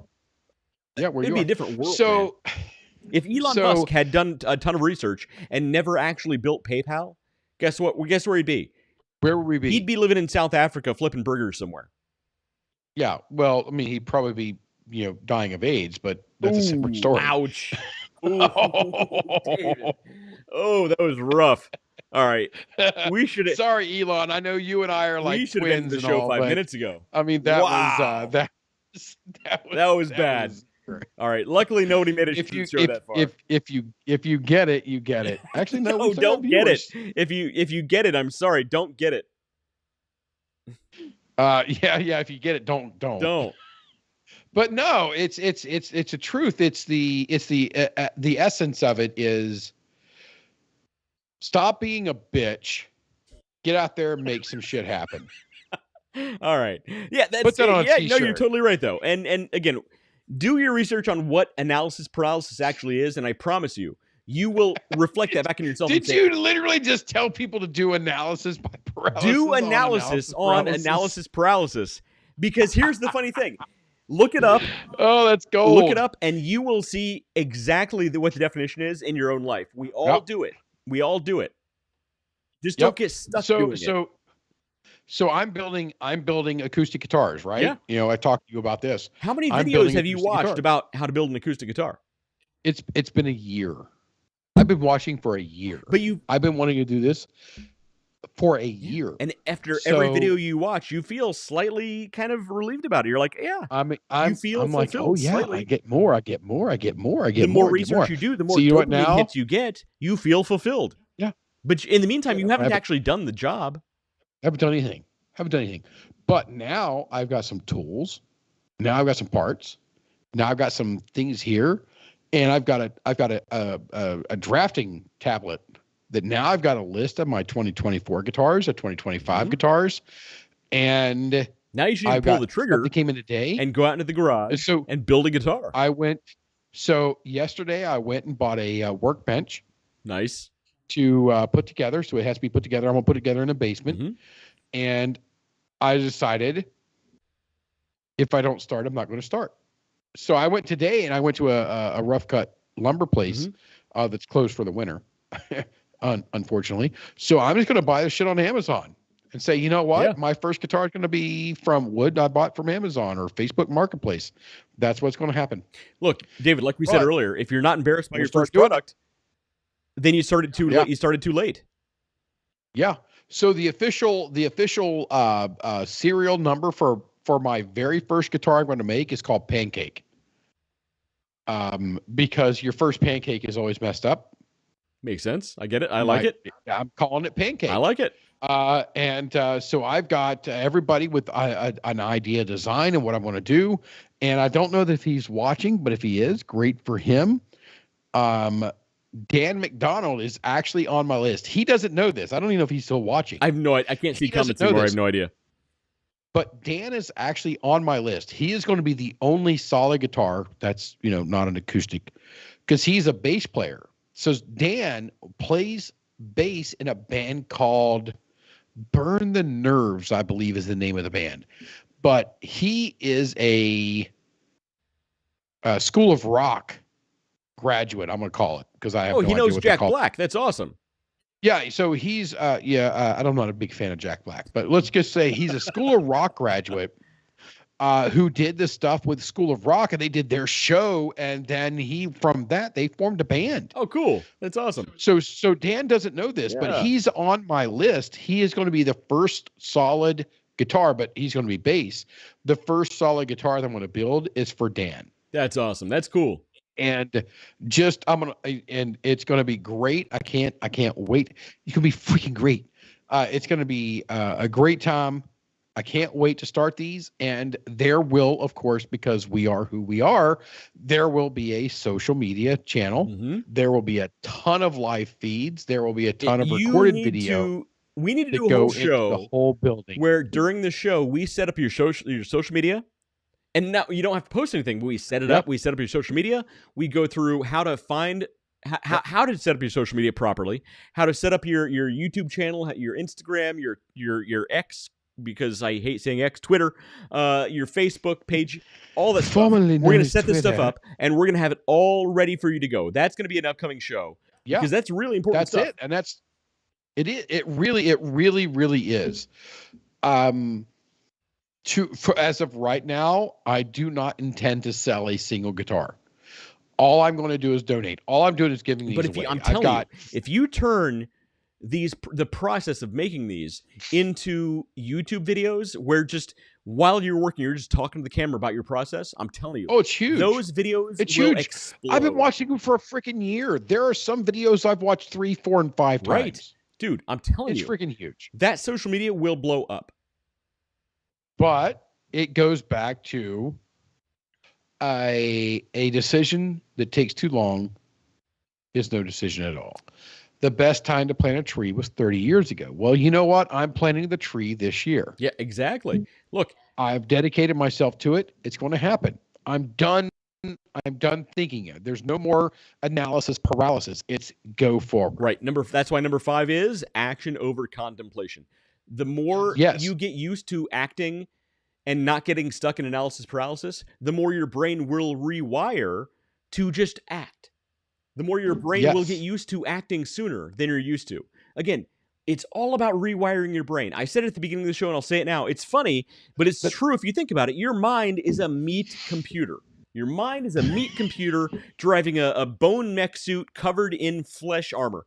The more you rewire your brain to work the way you want it to work, the more it's going to work that way. The more you do one thing, the more likely you are to do it the next time. I'm telling you, rewire your brain, and you can accomplish amazing things. It is. So this year for me, what are you rewiring your brain for this year, West? All right. So 2023 was the year when I get out of my shell and start selling Underdog Plus peanut butter brew bones to other retailers, because I discovered it's actually much easier for them to sell them than it is for me, because they already have the sales channels built. 2024 is the year that I expand that network and vastly expand my production methods so I can make a lot more to sell a lot more. And guess what? Since 20% of my profits go to local pet rescues, the more I sell, the more I can give back. That's what it's all about. Yeah. A quick pause there. We have a new fabricator on hand who understands what we need and is ready to build. All right, we'll talk about this offline. Yes. It's a whole different conversation. It's an offline conversation, but I figured I'd drop that. It's exciting. I've been holding on to that. I want to talk to you before the show, but I'm like, you know what? I'm going to drop that on him during the show, just because it's a very happy and glorious event. Right, it's exciting. We'll talk about it offline. It's a whole different conversation. Yes. But yeah, this is the year that I rewire my brain to not build, but succeed. That's right. This is West Year. He's a strong and independent woman. So first, you need to plant the seeds. Second, you need to grow. Third, you need to live and succeed. So this is the year I succeed. This is the year when I grow my production to the point to where I can really succeed. Every mistake is a learning opportunity, and I'm going to grow, and it's going to be successful. I'm so sorry. I don't know what you're laughing at. I'm watching my daughter have an argument with my dog. Hilarious. She's arguing. What is she arguing with your dog about? I have no idea. How does a little girl argue with a dog? Are they yelling at each other? Is she fighting? Are they fist fighting? She's just like, they're the dog's ears keep tilting back. Is she yelling at the dog? Back and forth.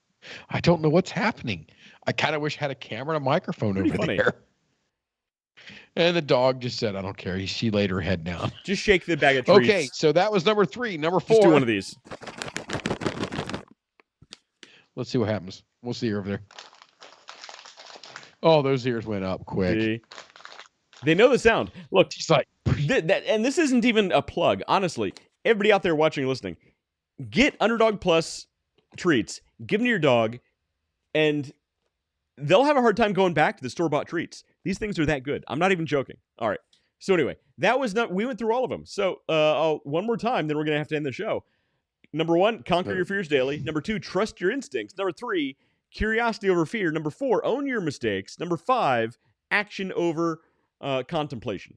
That's all 5. You do these on a regular basis. I'm telling you, you will rewire your brain over time.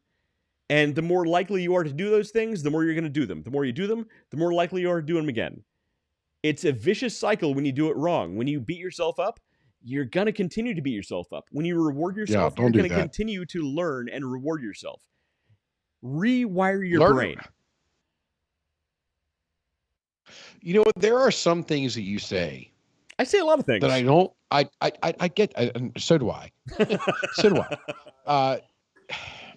And they just strike me. And they strike me as so important that I've got to take a moment drunkenly, because I've had a lot of beer. Rewarding yourself versus, you make mistakes and you reward yourself for learning. Mm-hmm. It just seems to me, and this is just me. And again, I'm the guy that people love to prove wrong because you're right so often. I hate to admit it. I actually genuinely hate to admit it, but you are right so often. The few times you're really wrong, it's like a reward. It feels good. It really is, and it's okay. It's okay with me. And I had an argument. I had an argument with my parabon the other day, and I was like, you know what? The reason you enjoy when I make a mistake is because it's so rare. I hate to admit it, but it's true. I hate to admit it, but it's true. And I said, and the other part of it is, and you're going to find this as you're doing this, and you're embracing mistakes and you're learning from mistakes. People are going to, I don't want to say attack, because it's not the right word, but I'm going to use it anyway. People are going to attack you, and you're going to see that kind of a push. Mm-hmm. That's them. Mm-hmm. You be you. You know what's funny is you be you. You learn from the mistakes. You know what you're talking about, I think, is a whole different show. Because here's the thing. It is. It just did that one thing. Jiminy Christmas, as I've said, I'm like, holy crap. That's a whole I can't go into this because show. I've got to get sober and drunk all over again to go into this show. So many people out there who have the negativity built into them so deeply. Yeah. And so many people in the world just want to watch the world burn because they're so jaded. Yeah. They will undercut everybody they possibly can because cutting somebody else down builds them up somehow in their own mind. And it's only in their mind. You can't accept that as part of your own life. And so many of us do. So many of us just accept that. It's tough. It's tough because, when I honestly don't want to try to talk myself up. But let's say another person is trying for literally the same thing that I'm doing. Mm-hmm. I celebrate their successes. Right, but don't because undercut yourself to build them zero up first. belief. I have zero belief that them succeeding makes me anything less. Well, it's delicate balance, right? Because Ever. you want them to succeed. No. I celebrate everybody's success. No, but here's the thing. Dave's on your side. Here's the thing. It's a delicate balance because you want everybody else to succeed, but at the same time, it's like when you're you're riding an airplane, and the first thing they tell you is when the masks drop, put your own mask on before you help somebody else. You need to always applaud somebody else's success, but not to the detriment of your own. You know what I mean? Yes, that's very true. Especially in the airplane, if the mask drop, put your on first, because otherwise you're going to black out before you can help somebody else. And here's what it comes down to in business as well. Look, it relates back to the real world, because here's the thing: if other people are relying on you, they can't succeed unless you succeed. And we can get real political with this real quick when we say, hey, eat the rich. Guess what? Those rich pay a lot of paychecks. If they fail, a lot of paychecks won't be signed. So look out for yourself, build yourself up, and applaud other people's successes. But at the same time, don't put other people ahead of you if you know for a fact you can help more other people in the long run.